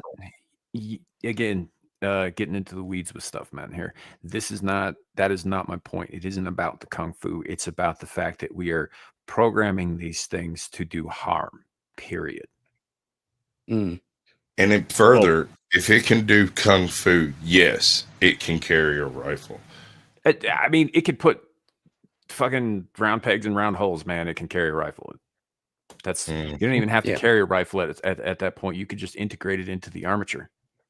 The biggest issue they currently have is the effect of the recoil on the movement of the machine. So, provided they can get it to learn to counterbalance itself whilst it's firing a weapon, right? That's it. You've got a Terminator. Oh, you don't even really need that. You just need like thousands of them. It doesn't matter how inaccurate they are. If you've got, it's the same logic that the battle droids had in Star Wars. You don't need one droid worth 1,000 credits to be the level of a clone. You need 1,000 droids worth 1 credit to wipe out a clone that's worth 1,000,000 credits. If you can produce robot soldiers more faster than the enemy can produce biological soldiers, you don't need to worry about it being effective. You can just throw bodies at the problem. Well, here's the thing about the robot. Like, robots aren't limited by a specific configuration like people are, like soldiers are, right? Which is why, a few years ago when they started rolling out those fucking robot dog patrol beasts, I think Mar-a-Lago bought up some of them. I know the city of New York's PD bought up a bunch of them, and those ones I believe were armed. And by that I mean they had a firearm integrated into their back because they're obviously quadrupedal creatures, which allows them actually a certain amount of mobility that most perps running away from a crime scene don't have. Well, that's the thing. This is a good point by Ardent here. Is that the human form isn't necessarily the most efficient killing machine when it comes to firing a weapon. So if you had a whole pack of these robo-dogs that were armed, that had weapons that could automatically synchronize the movement of their guns and figure out the course of every single bullet in real time, that's devastating to any army. I think y'all are overthinking the entire process. Target acquisition was handled by avionics 40 years ago. Yeah, of course, yeah. Friend folk designation has been a firm thing in the military since the mid-'80s. Well, that's why I'm also saying that sex bots have been around for a while, too, because they have been. I mean, it started out as like fucking, vibrating masturbatory machines, right? Handhelds. But now, it's good. You got full-on sex bots, man. Like, Real Doll is essentially that. You just got to integrate some autonomous movement into the thing. Well, following on from what Sasquatch said, that's why I don't think it's in any way a leap at all to imagine an entire automated army. Completely automated. This is true. That's some Skynet Terminator shit. Yeah. The technology already exists. Yeah. And the social realm, assuming it's entirely benign as well, like let's ignore the fact that it's not benign for a second and assume it's entirely benign. The moment you start relying on robots for warfare, you strip the needs from having citizen soldiers. You no longer need to rely on the citizenry for your combatants. And what happens every single time you look to history when the people running things no longer need to look to the masses for their armies and can start relying on a small number of elites for them? Right. Yeah. So Zilege said something in the chat. Sasquatch has just put another link in the backstage there. It says, next they're going to start making Gundams. It's funny you say that. It is funny you say that. Now, this isn't quite on that level because it's not, there's no electronic shit going on. It doesn't have a motor, which it says in the post that the video is attached to. It's all done with, if I could get a real Dragon Zord, that'd be fucking awesome. Yeah. But at the same time, I'd be like, this is cool. Destroy it, destroy the technology, This is terrifying. Right. Now that all this is essentially advanced puppetry is what this guy is doing here, but it's you know, that's where it's heading. Yep.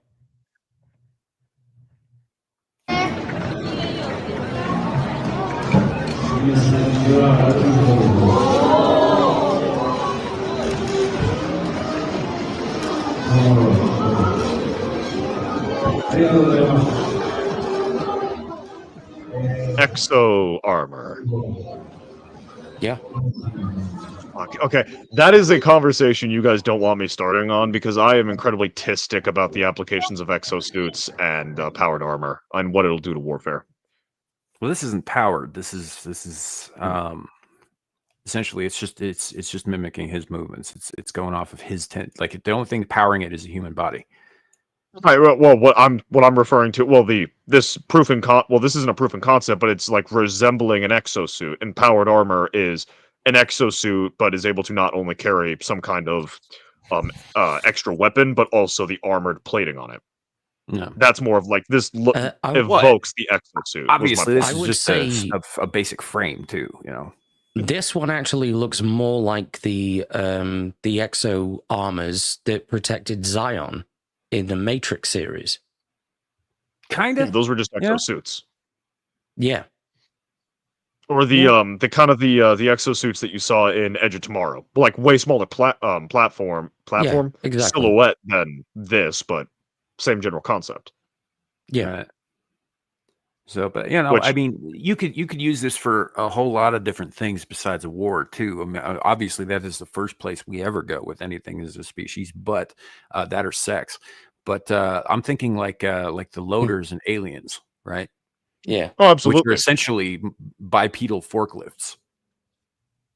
Yeah, or firefighters being able to carry being able to even if you don't make the actual suit, even if you're still just wearing the regular firefighter suit under the exosuit, the ability to carry a person in all of your kit without getting fatigued would be a massive boon. And that's kind of like that's why exosuits, even if you can't make one that can carry all the armor that you would need to be bullet resistant to make, powered armor relatively viable, just having an exosuit is a massive game changer because you're no longer fatiguing the body and while you're carrying all that kit. So you can either carry more kit or you can carry the same kit and do the same activity for way longer and not get fatigued. You can also, like Sam said, outside of a military environment. You can eat construction as well. You can apply the same logic to construction, or deep sea type stuff as well, because you can carry more oxygen tanks that way. I think you're way overthinking it again there, brother. Let's take the firefighter idea. If you've got the ability to reach out and grab a flaming beam with your metal hands and it doesn't hurt your physical hands, you could change the game of firefighting overnight. A suit capable of standing the heat of being that close and functioning inside the fire instead of trying to kill it from outside. The only downside to walk into the heart of the inferno and bring enough fluids to actually do the job. Sure. Yeah.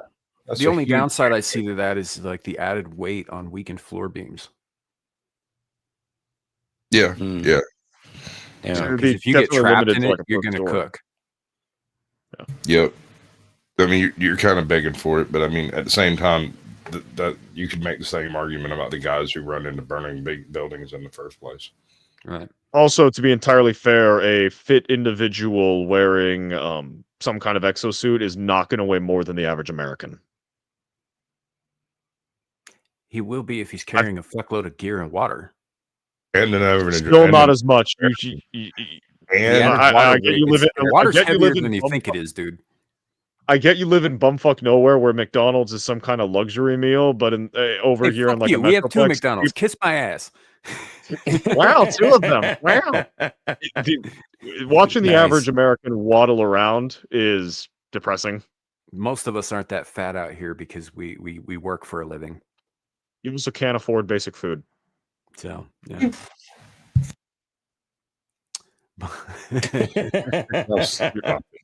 like belters in the Expanse. Some days you have to go without breathing. Some days you have to go without eating. Some days.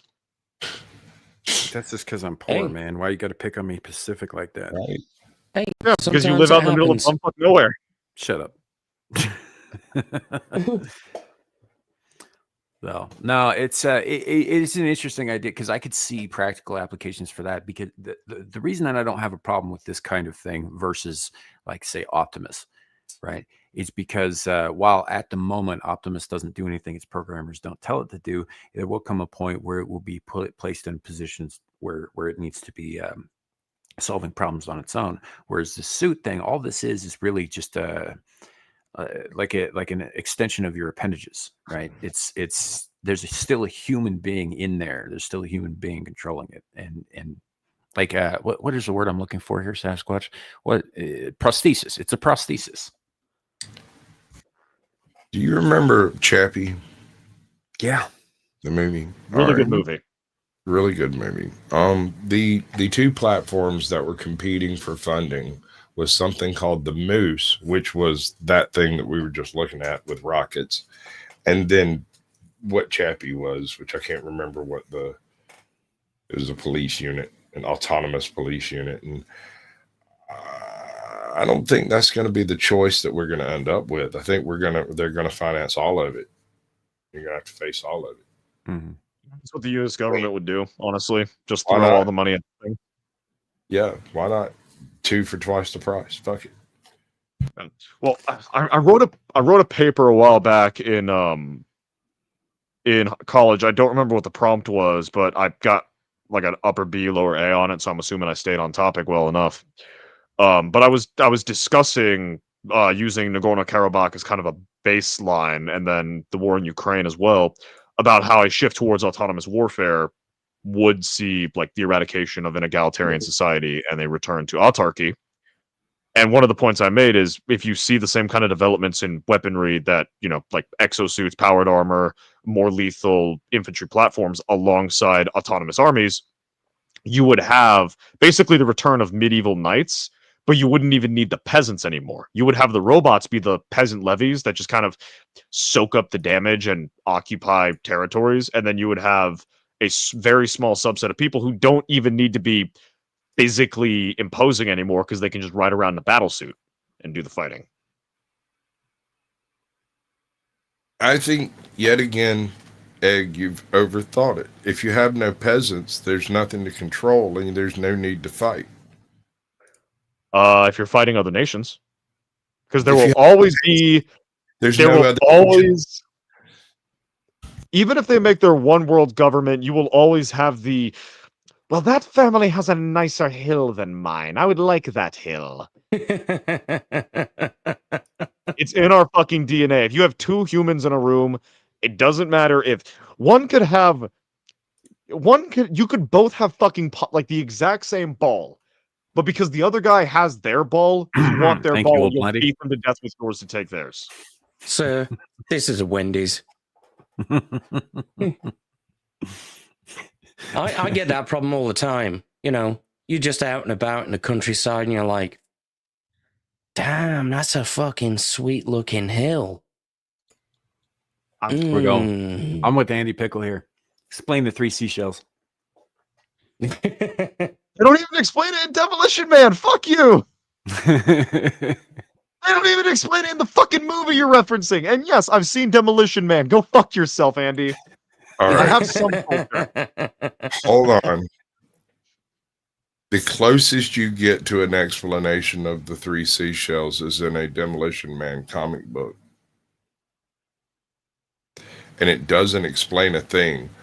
It just shows her, like, it's like 3 days in or whatever, and it's the chick. And she's like, and that's how the 3 seashells work. And he's like, oh, it's obvious now. And they move on. Actually, the only reason I know about anything comic related is currently in the chat. Jeff over there had all the comics. If I remember right, in the bathroom, so I'd read them. If I remember right, Sandra Bullock did a red carpet interview like last year sometime, where somebody asked her about the 3 seashells, and she said, "I'll never tell."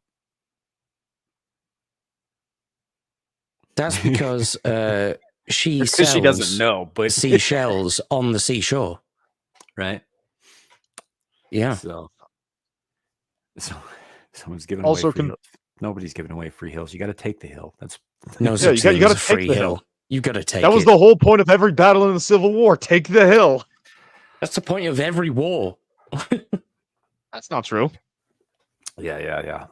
Hey, don't you underestimate the value of hills.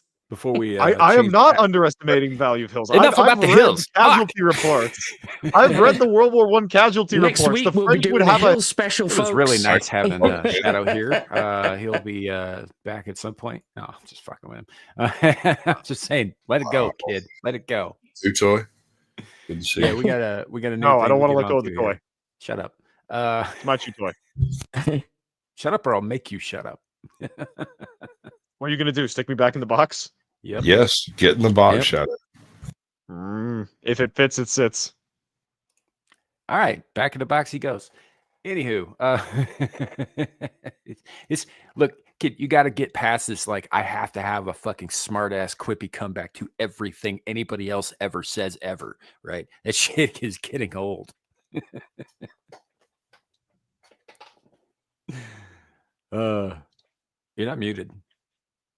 I know I'm not, but you said I don't need to have a smart ass quip every time, so I wasn't giving a smart ass quip. Progress is made. When he sleeps, it resets, though. Right? Like, no, he's learning, not, unlike me. Right? You know, Abe's terrible at this shit. He's the fucking worst, and he's a terrible influence on you, Shadoo. All of you are horrible. Actually, you know what? Sam and Squatch haven't actually been horrible influences. Abe is 50-50. You see, you've all got Abes now, and you can never get rid of it. That's so fucking gross. I mean, I feel like you're threatening welcome. me at the time because the joke's on you. I'm into that type of shit. Sweet. Did you know you could get double Abes? That's one for each end. It's going to hurt you twice as much. Right? So the next thing up that, and this, by the way, this has not been added to the description, but it will be after the show. I will put the link to this video and to the man's channel in the description below. I haven't done it yet, but I will. So like I said at the top of the show, a couple of days ago, I did Whispering in the Dark where I wanted to cover this and kind of EFAP. It's only an 8-minute video or whatever. And to kind of introduce the idea out there, because I think it's much broader than he makes out in this video. It's a much broader thing, and could potentially be a very good thing or a very bad thing. But this is from a YouTuber named Jake Monroe. He's big in some circles. It's very goth stuff, that kind of thing. And what he's talking about here, he's applying specifically to goth, punk, and emo subculture, but could be applied to any subculture or hobby, right? And I think it's a good thing. But we'll be stopping periodically to discuss what he's talking about and all that stuff too. Anywho, this is a video he put out like a week and a half ago, something like that. I don't know. I fully endorse this movement. Anything that makes more goth dummy mommies, I'm good with. Unfortunately, the American mall is dead, and thus the goth woman no longer has her natural habitat. Can we just think that the mall was the goth woman's natural habitat? You poor dumb son of a bitch, man. Those were what emo the bitches. memes on Twitter say, Sam. I didn't live in a time when your people were common. Shut up. The memes on Twitter were made by people your age who weren't there. You don't know. And the only information I've ever had to work on was that. The mall is in emo's natural habitat, and the emos are not goth. Just what's the fucking difference? If you can't tell the difference, then you shouldn't be in the space. That's all I'm saying. Anyway, hit the video.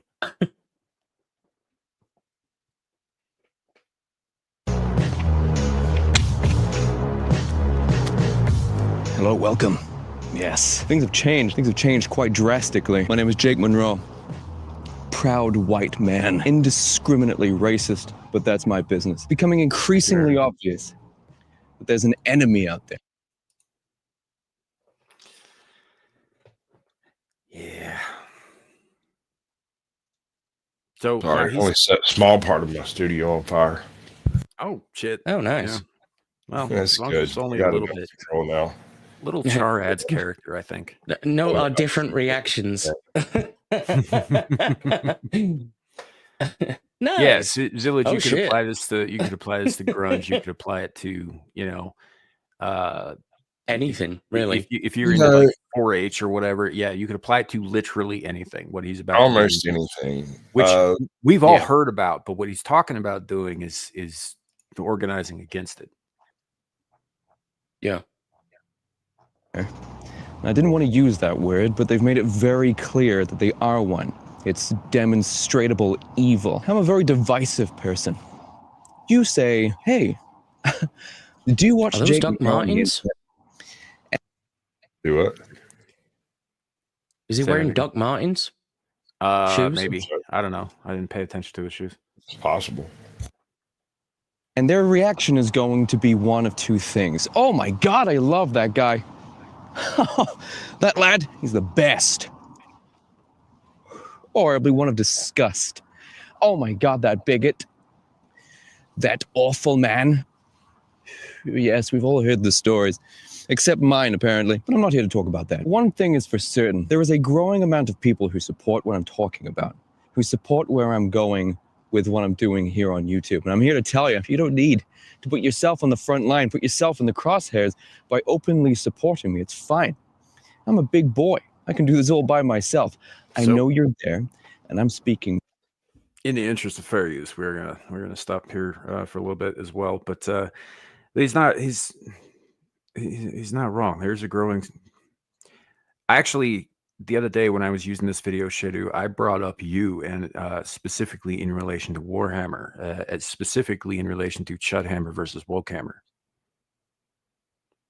Aw, which wouldn't have happened. I feel noticed. Which wouldn't have happened if people gatekeep their shit. Yeah. No. Right. And that's what he's getting at. It's like he's like gatekeeping. Because here's the thing. Female Space Marines. Yeah.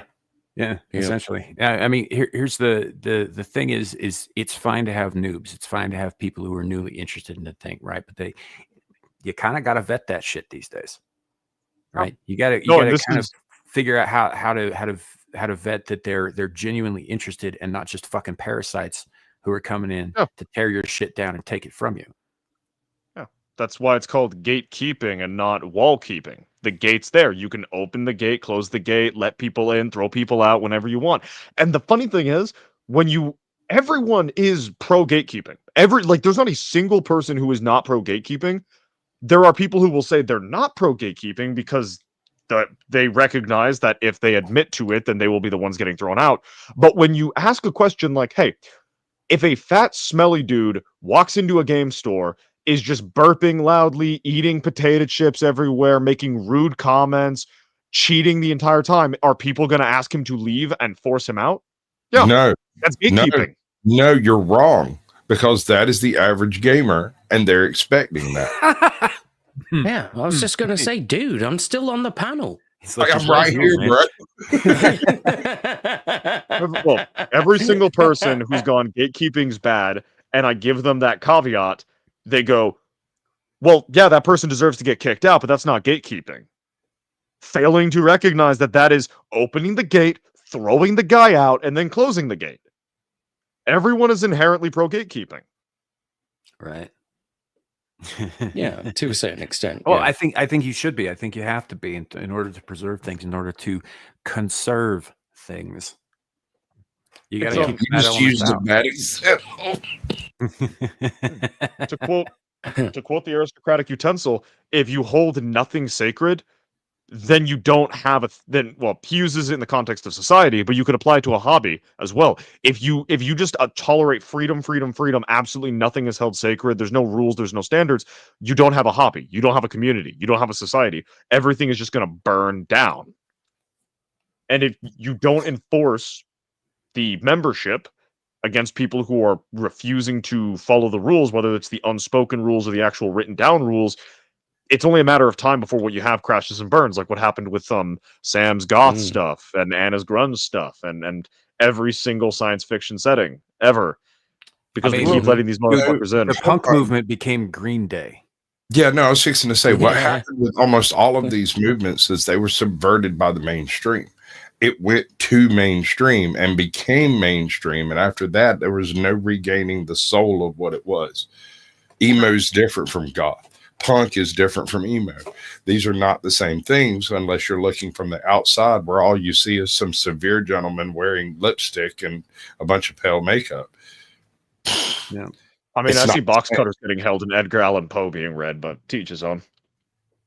Well, even Johnny Rotten, you know, from the Sex Pistols, he said that, you know, the whole point of the punk movement was to rebel against what was mainstream. And now so much weird shit is mainstream. To say anything against it is an act of rebellion. And yet people now call Johnny Rotten a Nazi. Well, That's I mean, absurd. he was white. True. Yeah. So you got to give him that. But I just don't understand how you take that culture and start raging for the machine. I don't get it. It's actually super easy. Barely an inconvenience. And you become the machine. That's Ryan George reference. Think about it like this, right? So the hippie movement in the 60s, right? All about peace, love, anti-war. Everybody's got to get along, free sex, and all that stuff, which arguably caused a whole bunch of shit to go wrong. All of the people who were in on that, especially with you know, people like the Velvet Underground and whatnot, you know, who were bucking terrorists, you know, but we're associated with that kind of thing. All of those guys are now in charge. They won. But and look at the world when you're now. in charge, right? You want to stay in charge. So you do things to kick out the old guard, to, you know, make sure that things stay the way that you want them to be. So you make these subtle changes here, and you say, no, it's always been this way, and I've always been in charge, and I always will be. Oh, and but that's Sam, the thing you want to get rid of, and that's the thing you want to avoid. You can't fool the children of the revolution. You kidding me? The commies did. Yeah, they Here's did. the question. Big fucking time. What's the average age of the average American? I think what's the age of the average congressman? The age of the average congressman is like 60 or 70. The average American, I think, is like 40. You'll find your problems. Listen, Egg, you'll find your problems in that gap. Well, that's one of the problems. I think there's two primary issues personally, which I know everyone on panel will disagree with me on. But yeah, no, Squatch is right on that part. That is absolutely undeniable. That's pretty fucking funny, Choco. It's fucking diabolical. I'm starting to warm to Joe. I'm starting to like him. Oh, Joe Cool's the fucking balls, bro. Like, I've seen him on a few panels. He seems like a lot of fun. He's funny. I'm sure I've seen him on something before. Yeah. Once you get past the passive aggressive standoffishness of being a contrarian and taking oppositional views, you know, once you get past that, seems to be a pretty cool dude. He has a really good nose for like sniffing people out. He loves the smell of bullshit.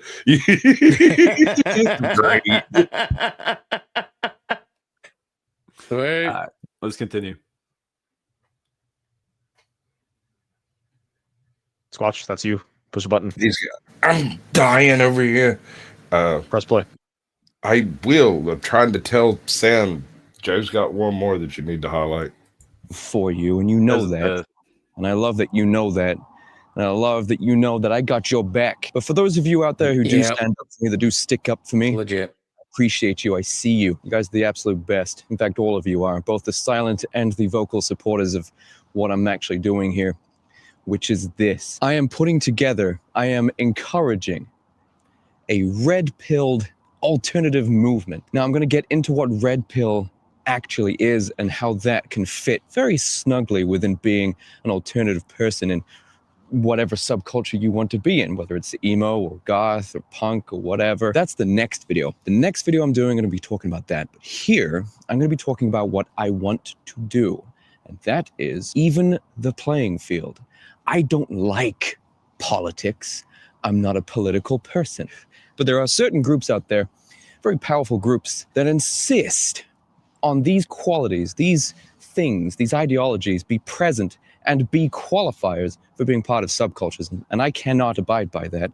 So I have to become political, or anti-political, actually. I want things to go back to the way they were before these freaks infiltrated this entire thing and made it all about them and the shit that they care about. Do you remember when goth was about the music?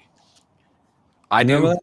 Yeah. Remember when goth was about cool stuff? Yeah, that 100%. That was the thing. It's like, yeah, like you could make an argument historically that the whole goth movement actually has its roots with the Visigoths and the sacking of Rome, sure, and also with Gothic architecture and like the fucking 1500s and et cetera at all, and then with the Baroque movements and the various like authors like Shelley and Lord Byron and Edgar Allan Poe and that sort of thing.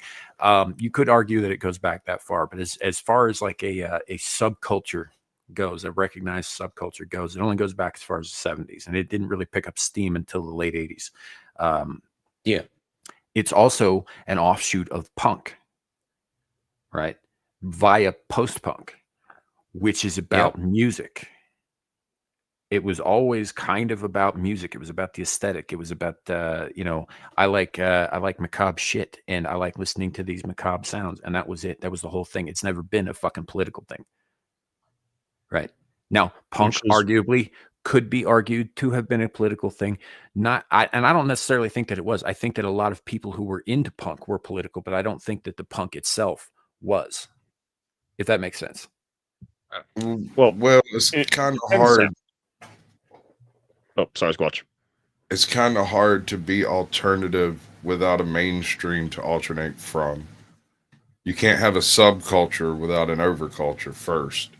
Right. Sure. You can't counter a culture you choose to be a subculture of. Sure, but this is, let's take goth for example. Most of that wasn't about rebelling against the fucking government or the status quo. It was about rebelling against your parents. Right. It was much smaller and much more personal in scale than punk was. Punk was also about rebelling against control, but it was more of the man type thing. Yeah, it was a rejection of the mainstream. Right, whereas goth is not only a rejection of the mainstream, but a rejection of the punk counter narrative as well, basically blackpilling the whole concept. Yeah, mostly through music. Which she cut a lot. If we're being very music and aesthetics, if we're being very fair about it, a lot of early goth music was kind of shit. Like people are always talking about Bela Lugosi is Dead by Bauhaus being like the punk or the goth anthem, right? That song sucks. It does. It sucks. Yeah. There's better music out there, but a lot of it was more about the music scene. It was more about the you hang out in graveyards and you fucking like take charcoal rubbings of the Stones, and you howl at the moon and you wear fucking ghost paint, and like that kind of thing. It was more about celebrating life by embracing death than it was about a political movement. There's already a movement for that. It's called being homosexual. Yeah, there's less butt fucking in the goth movement. Yeah.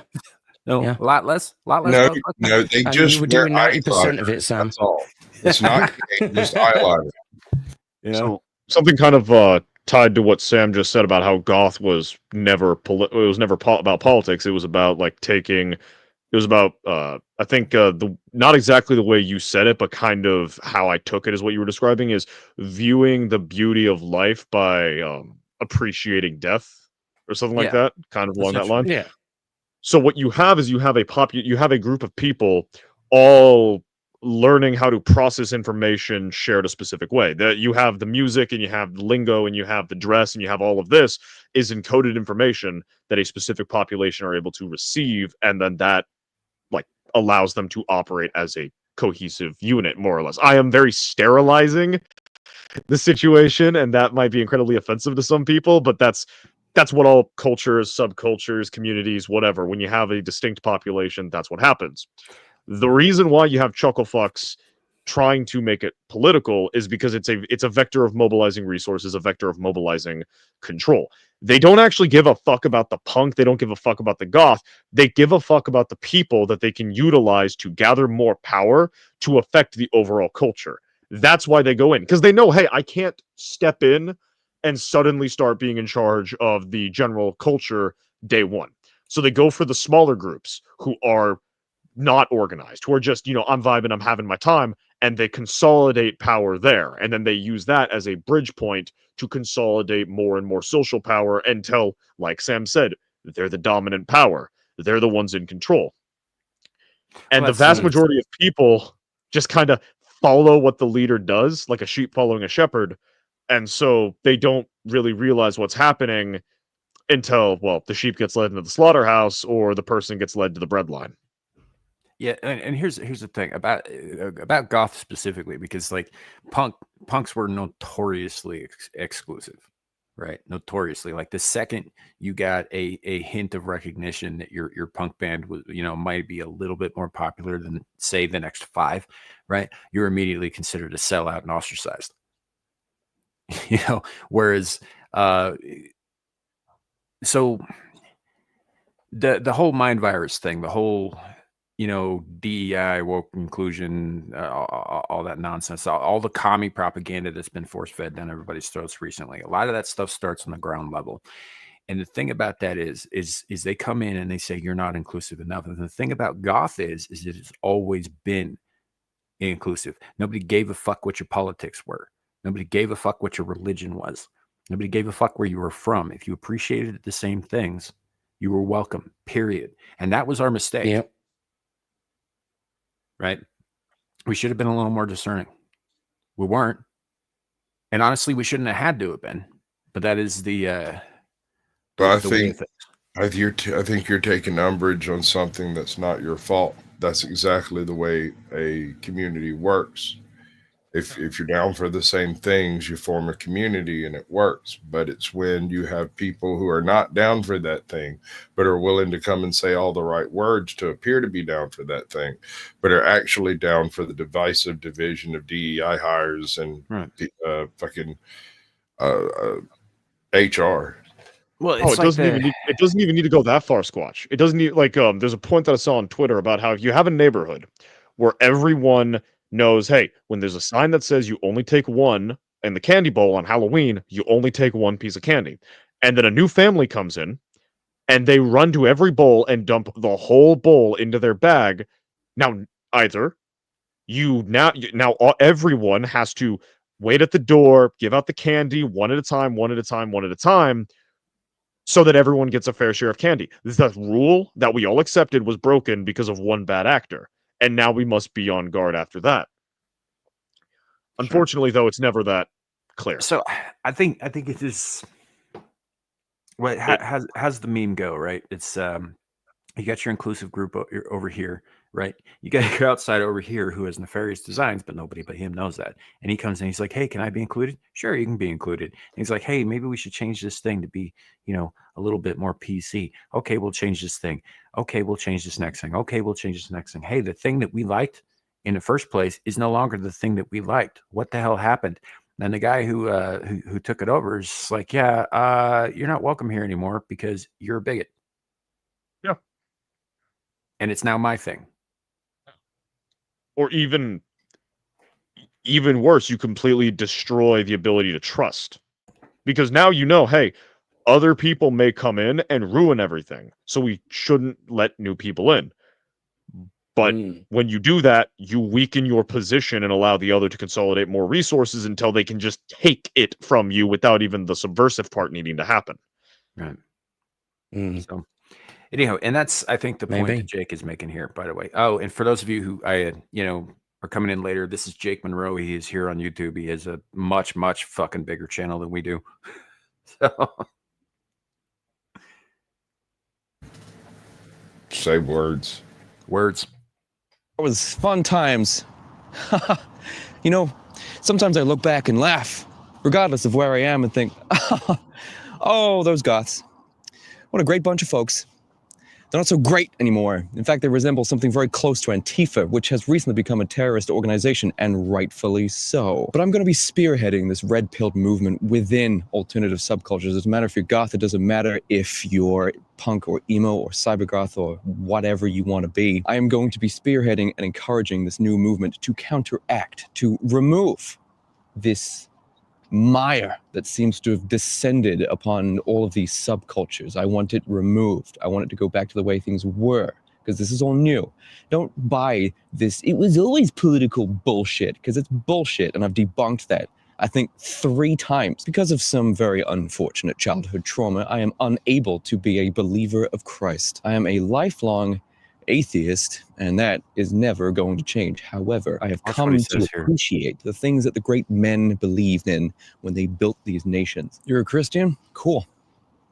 Thank you. Thanks to the efforts of our ancestors and their belief in Christian values, we have this very nice stuff that everyone's clamoring to get to. So here's my proposal, as clearly as I can possibly put it.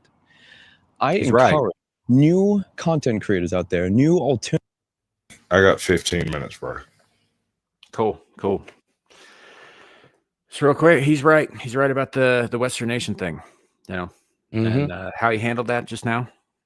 He's like, "You're a Christian? Cool. Thank you for all the good stuff." That's it. Yeah, that's all he said about it. Oh.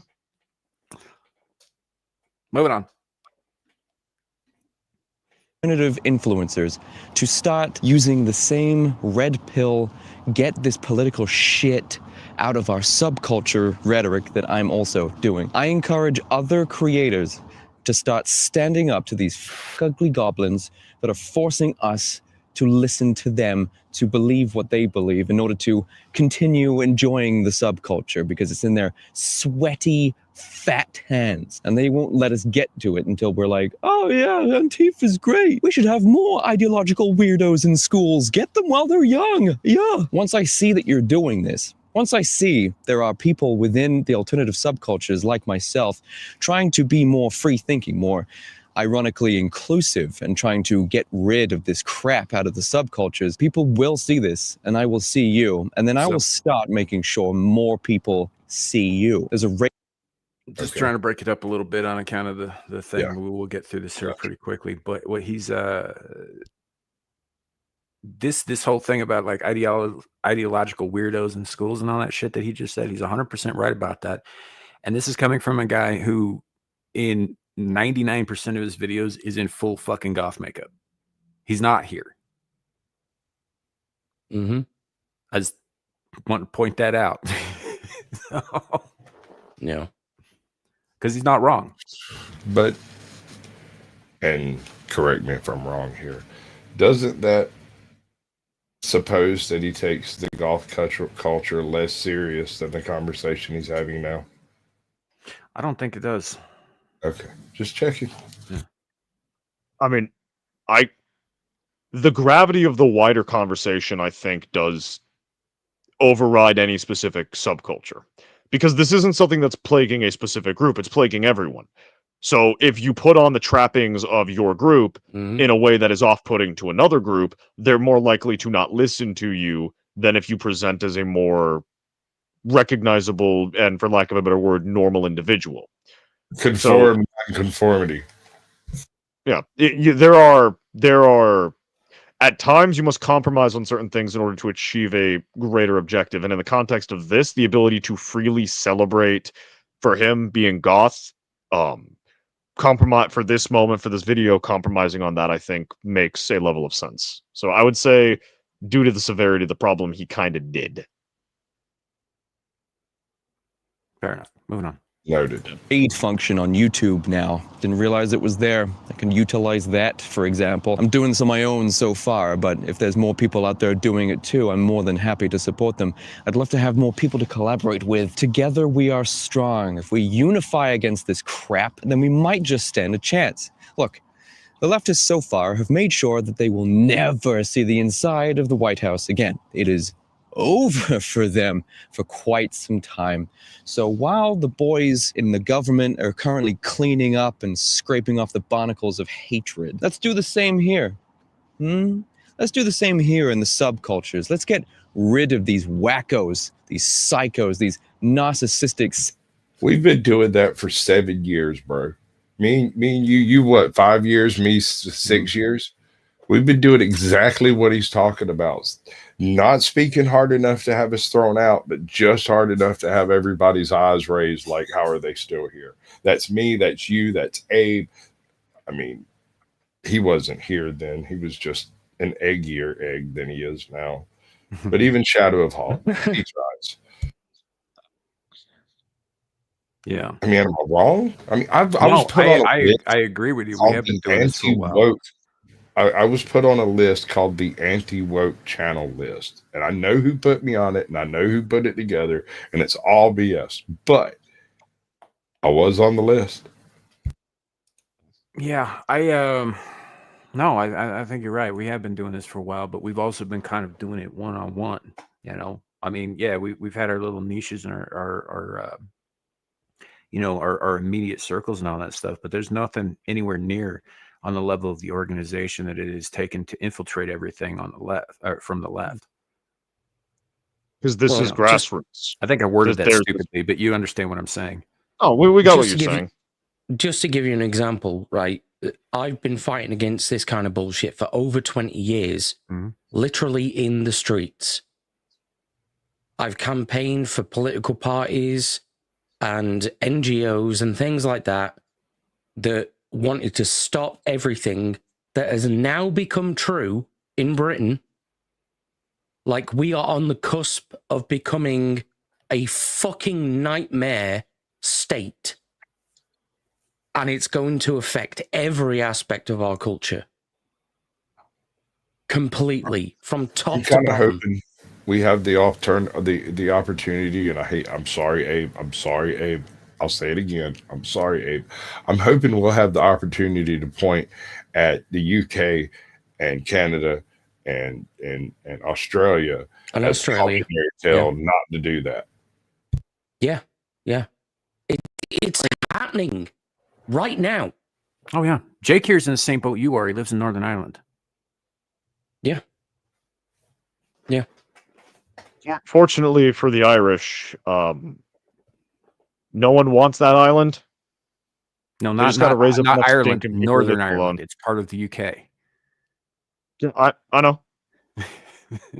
Do parts of Ireland were parts of England and parts of Norway and parts of Denmark for a long period of time. The Irish always drove them out. I am telling you, right? Yeah, but right now, how goes London? How Shadoo, goes Westminster? just stop it. So goes Northern Ireland. Yeah.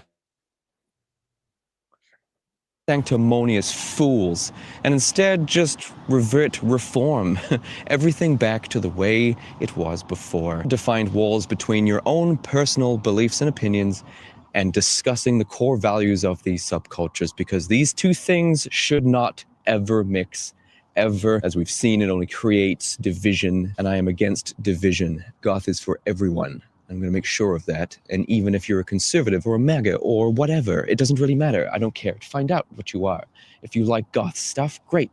I will talk to you all day about it. I'm not going to ask you if you thought Hitler was great before we start talking, because quite frankly, I don't give a shit. I mean, we all saw how they acted, man. This is not going to be fucking easy. We all saw how they acted during BLM. Black Lives Matter. Yeah, that. The only thing Black Lives Matter did was several $1 million worth of criminal vandalism and damage to public property. Oh, a bunch of people did scam it, though. That was quite interesting to find out. A lot of those GoFundMes went to people getting mansions. Mostly the top 3 people who ran that organization. Yeah. Right. And if you dig deeper, you just find more scams. The whole thing was right. Hey, scams all the way down. Yep. Just like the fucking I'm gonna be a fucking dick. I think he's too soft with his maybe it's because he's on YouTube, but I think he's not extreme enough. The insert thing here is for everyone, I don't care, is why we're here now. You don't think Mengele was extreme enough? Separate issue. I'm just saying. Drop the fucking You got on me about the smart-ass quips. The reason why we're dealing with this shit is because we didn't get gatekeep. Well, I mean, I'm too young to have dealt. Not saying I didn't have a fuck. I'm just not gonna. My point being, going X thing is for everyone, and allowing anyone in with going as long as you keep your bullshit out of this area, we're fine. Is why we're here now, because people will go, oh, we're totally keeping our bullshit out until they're in a position strong enough to kick you out. This is just going to be a repeat of what happened the last 20 years the moment you let your guard down again, which is why I think he's not extreme enough. I hear what you're saying, but the point he's trying to make is depoliticize everything. Refuse to go to the mat. Refuse to engage on that level. Refuse to acknowledge that part because this is a subculture, not a culture. Right? This is alternative, not mainstream, and politics is mainstream, and be anti-political in your subcultures. Or did I miss something? No, I think you're dead on. That's it. How do you keep the mainstream out without identifying if they're trying to bring the mainstream in? Anyone can be goth. Not everyone is able to, is the point that I would make with this. Anyone has the opportunity, but not everyone will be. And that's the mindset you need to have going forward. Otherwise, the last 20 years are going to repeat ad fucking nauseum. Yeah. Okay, I see the logical implications of what you're trying to go for there. And I'm not going to say they're wrong. But at the same time, like, we're talking about a musical community. Principally, right? You don't need politics in music. You don't need politics in the subcultures that arise from it. It's very simple. It's if you have you can have political music, but that doesn't make music political. Exactly, yeah. And if you want to be part of a subculture of political music, you can do that. Yeah. But just don't try and spread it to everything else. Yes. That's the ideal we want. And if everyone thought like that, we wouldn't have had the last 10 years. My point is we've identified that there are people who are incapable of that kind of thinking. And to simply go, well, we beat them, they'll never do this again, is going to repeat the next 20 years. No, I think that's true. Pandora's box I think is that's open. not. Stop, Shadow. Stop. Like, we get your point. It's not that. It's not. It's obviously that's going to be a recurring theme because it's a recurring human theme throughout fucking history. There's always going to be enemies at the fucking gate. Always. Right. Yeah. The odds are down the road people are going to get complacent and it's going to happen again. Maybe it's the fucking far right this time, or maybe it's some other group we haven't fucking foreseen yet. Yeah, it's you got a point. We're not talking about then. We're talking about right now. Yeah, right. Which we also need to get to the rest of this video because Sasquatch is about out of time. So, and there's only like a minute left. And it's not always that you need to grind your enemy under your heel. You don't have to destroy them and debase them from the face of the earth. You merely have to place them in their place. Hilariously ironic. Oh, when a white woman died, stabbed in the neck, savagely, brutally. And in the wake of Charlie Kirk, what have we seen? Have we seen property damage?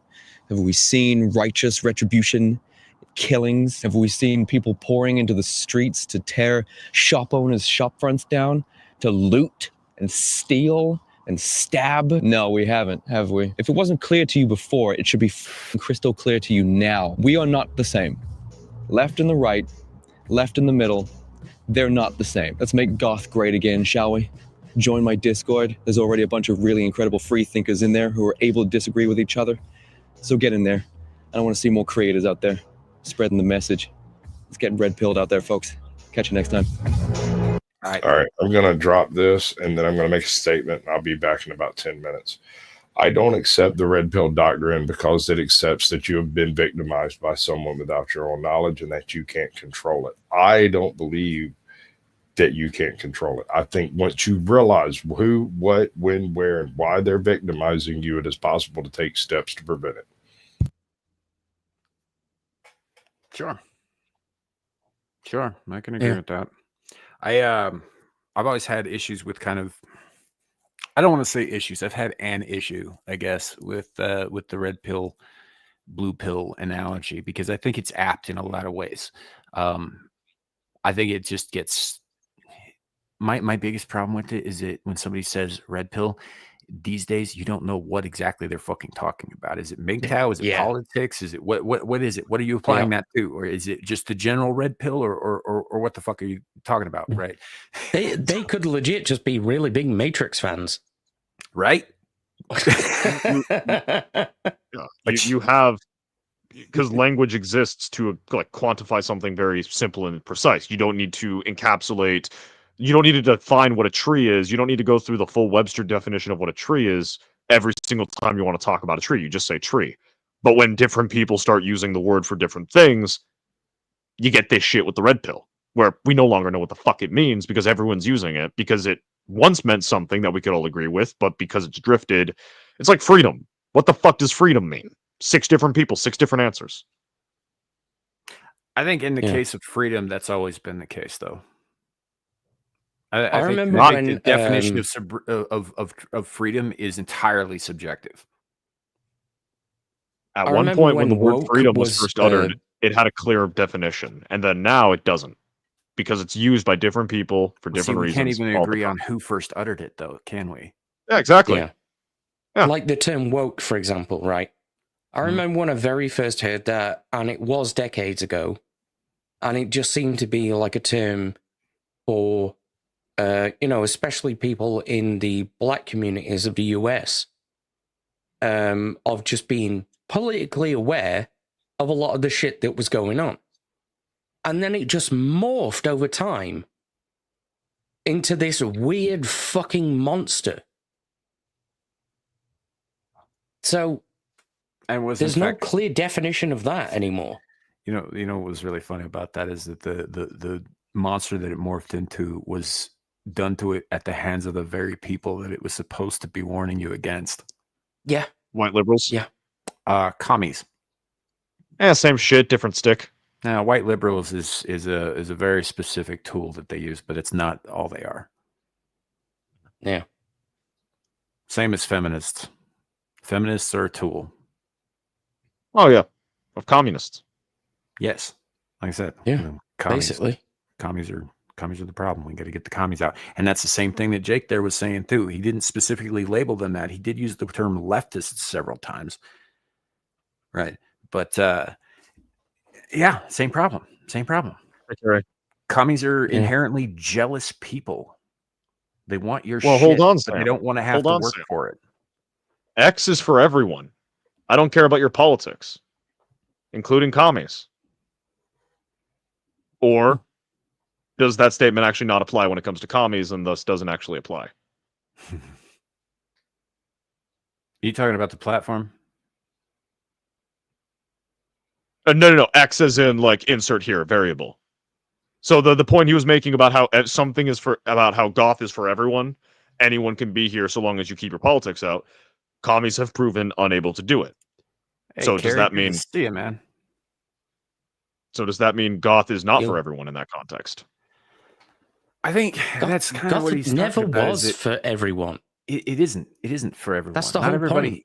Like a lot of the times, people who would get involved in it and then they get into it and they'd find things that were unsettling to them, right? And they didn't stick around, or they tried to change it from within so it was no longer unsettling to them, which fucking alters it for everybody else. Right. Yeah. And when I say unsettling, I could mean like possibly anything at all. You know, it's like people who think that you not capitalizing the B in the word black is somehow a crime against all of humanity, which it's not, by the way, because black is not a race; it's a descriptor. It's not a nationality. It's not a proper noun of any kind. No. You know, just like I would say the same thing. People were capitalizing white, and some people fucking do, and they're retards too. You know? Actually, Sam, it's white. No, it would be if I had gone to Yale. It starts with a H, followed by about 5 U's, and then white. Yeah, I suppose if I had gone to like Cambridge or Yale or something, I'd be pronouncing it like that. But oh fuck no, we speak actual English here. I have heard upper crust English people put an H where an H does not belong. They don't fucking speak English either. The German Only cunts. the Americans speak proper American. Shout out to my German friends. We do actually speak proper American. You know, it's Anyway, point is the fact is yes, we're gonna have the gatekeep, whether we like it or not. It doesn't matter how inclusive we imagine ourselves to be. There is going to have to be some gatekeeping. What I like about what Jake's talking about, what he's proposing there, is a kind of a unified front across subcultures. You know, I would take it further myself. I would say across all subcultures, across all hobbies, everywhere, anywhere that used to be a place to escape to, or a place to relax, or a place to just kind of enjoy yourself and whatever it is that you're fucking into or whatever, that it no longer is. You can't. I mean, the whole point of any of this stuff, right? The whole point of coming into somebody else's subcultures and tearing it down and corrupting it and turning it into this ugly political thing is so that you have nowhere to go to get away from this shit. It is destroying escapism, and it's destroying escapism so that the political nature of everything, or what they describe to you as should be the political nature of everything, is constantly in your presence, constantly being fed to you, constantly in your face. You can't ever get away from it. It is your entire world. There is no escape from it. We saw the same shit with fucking Hollywood and entertainment, right? You can't get away from it, and they want to ensure that you cannot get away from it. And that's what he's talking about standing up against. If you guys want a first-hand source, how Sam and Squatch and Abe and a bunch of people in the chat talk about how, oh, back in the good old days, this was this and that was that, and we got to like, so I didn't fucking get that. By the time I reached a point of actual consciousness and could start understanding things, this shit had permeated Star Wars. This shit had permeated G.I. Joe. This shit had permeated Transformers. I got into Warhammer. The first couple of things that I got involved in Warhammer with were fighting dumbasses over what this shit was. Yeah. I never got to experience the golden age of just celebrating things and enjoying things. I never fucking got that. And maybe that's why I fucking hate these bastards so much, because they took that for their own. I will sit down and I will just want to decompress from the world and not have to deal with anything. I will try to boot up a game I like, or I'll try to watch a show I like, and I sit here and there's always something that reminds me of politics. Mm-hmm. The same shit rammed down your throat constantly, 24 hours a day. Yeah. Mm-hmm. We get it, mate. We totally get it. Because we've seen that change. That's actually exactly why I brought you up the other day, is because you are living a version of this. Yeah. Right now. You know, a version of this corruption, this insipid desecration. The fact, Shadoo, that you're cognizant of it in any way, shape, or form gives me some sense of hope for the next few generations of people. Because if you're aware of it, you can do something about it. Yeah. Yeah, I would personally. That takes, I don't know. I'm personally not entirely hopeful, because the Christians before the Satanic Panic recognized something wrong was objectively wrong with society, and we know now that there was something wrong with society. Pedophiles run the government. Children are abused in Hollywood. Like, we know there's evil shit going on, but that anger, that righteous fury, was redirected at something that didn't deserve that level of vitriol. Yeah, it was redirected. And then now you have Christians at the throats of everyone else, and everyone else at the throat of Christians, and no one's actually dealing with the actual problem. So maybe I'm just more pessimistic than you, Abe, but I don't see the fact that, hey, I can see the problem and I can see the solution as hope, because I know that my fellows are not able to. They see the problem. They don't recognize the solution. They don't recognize the target, and all they just need is a direction in the wrong way, and they'll fucking tear something down and create more problems. Well, you know what? Modern problems require modern solutions. Well, I think the different things are probably going to require solutions that are unique to them. Unfortunately, I think that you know, with the Warhammer stuff, like, you know, I mean, you guys, I know you two are specifically aware of what the Iron Age is. Maybe somebody in the chat doesn't know, but that's essentially what that is people stepping away from mainstream products like you know, collectibles or comic books or movies or novels or whatever, any kind of escapist entertainment, and they are building their own to put out there to because, like, you can't just tear something down or walk away from something and have nothing to replace it with unless you're willing to forgo it altogether, right? So the idea behind the Iron Age is that we're not just walking away from like Netflix in mass, like there's a very recent thing. Although I'm surprised that many people were still fucking on Netflix after Cuties 5 years ago, but whatever. Yeah. It was French. You gotta do something with that. Like, what was that that thing that Daily Wire was trying to put together? It was called like Bent Key or whatever. They were gonna do like children's programming and stuff. I don't think that's happening now, or if it is, it's like very low on the radar. You know, but the idea behind that, as much as I don't like the Daily Wire, the idea behind that was to provide a solution that wasn't filled with all the fucking crap, right? Yeah. And I can get behind that, and that was Iron Age. Yeah. Unfortunately, the Daily Wire were not the people to do that. Well, they kind of imploded. So, yeah. Yeah. Maybe you shouldn't let a fucking narcissist who calls himself the God King be in charge of the pocketbook. He wasn't really, but we're not going to get into that. But my point is they were the bent key thing or whatever was a good idea, right? It doesn't mean that it's not still a good idea. It just maybe didn't work out with them. You got other people out there, people we know, you know, producing their own comic books.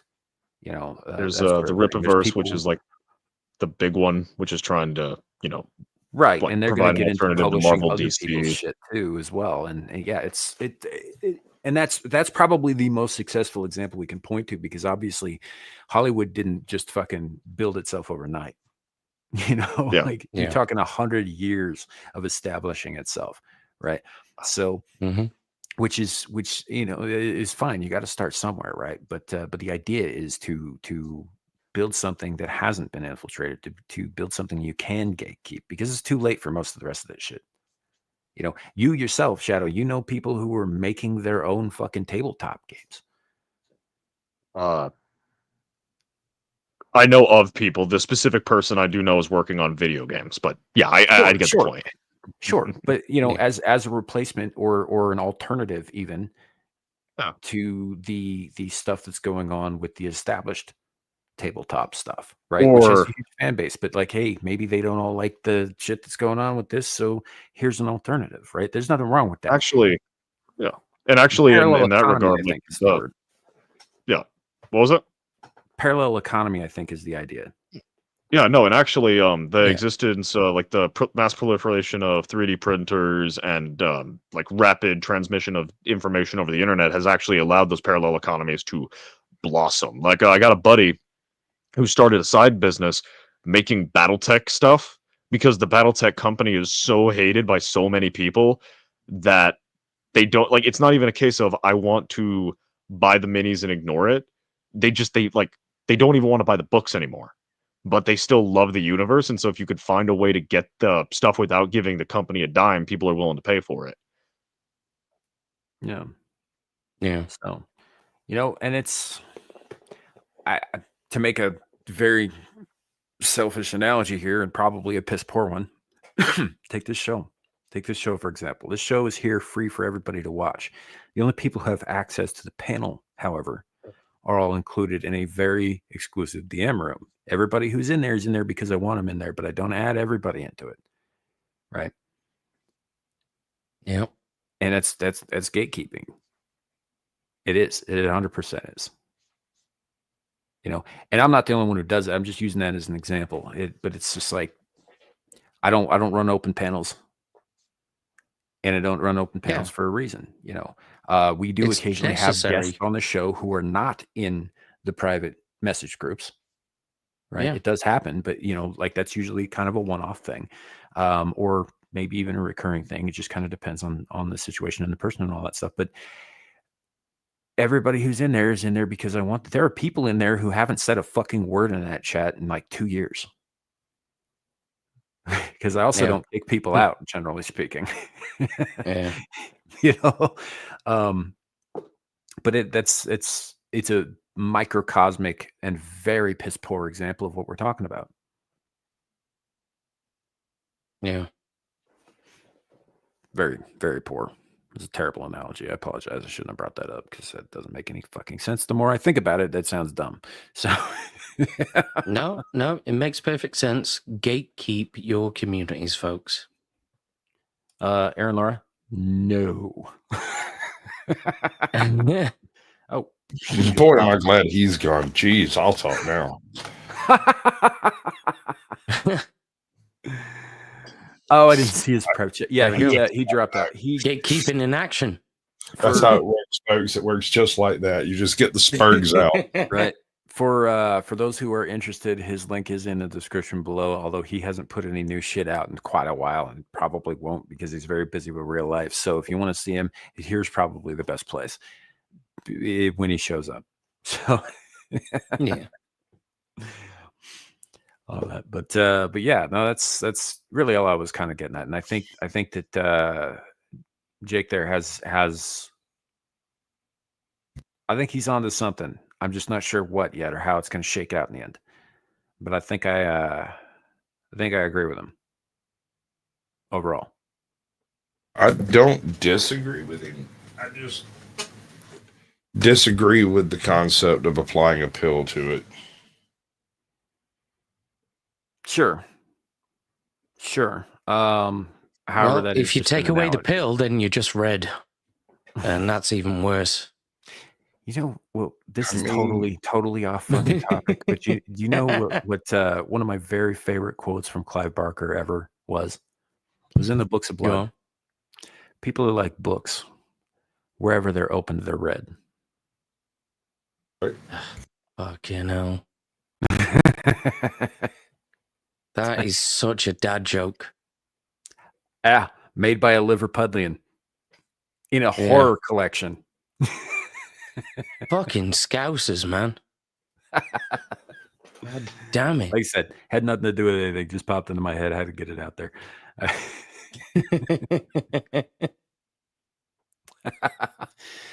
No Spurgs left. No. We talked about this. You're not invited because you fucking hate panels and you make it very, very, very clear that you don't want to be on the panel when you are on one. It's so weird. It's like a self-own of his own design, and you can't make it not happen.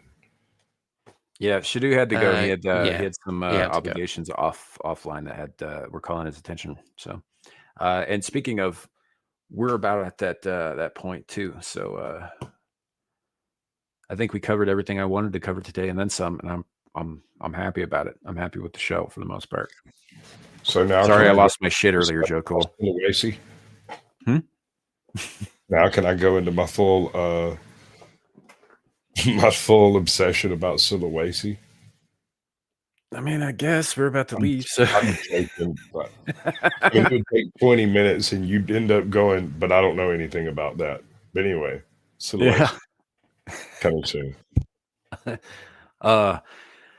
So let's do the things. Abe, begin your I'll be back in inordinately long list while I take a piss. Just go to my Twitter. Abe's gonna get you. It's gonna be easier. I tweet out everything I'm gonna be on. So cool. He's on all kinds of shit. His YouTube link is in the description below. His Twitter is Abe's gonna get you, where you can find pretty much anything he's ever gonna do. Abe's gonna get you everywhere, basically. Check out my channel on Rumble. Abe's gonna get you. Nope. And I will insist that you plug your show with Jack. Oh, the Jack and Abe show on Tuesday. Yeah. Well, that would be 5:30 p.m.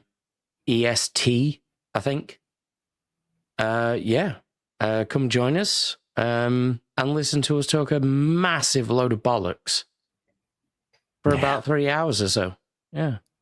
It gets messy. We do little games where, you know, what's behind the hole, which is a glory hole. Is that like Dick or Dildo? It's the other way around, but yes. Yeah, it's from the other side, and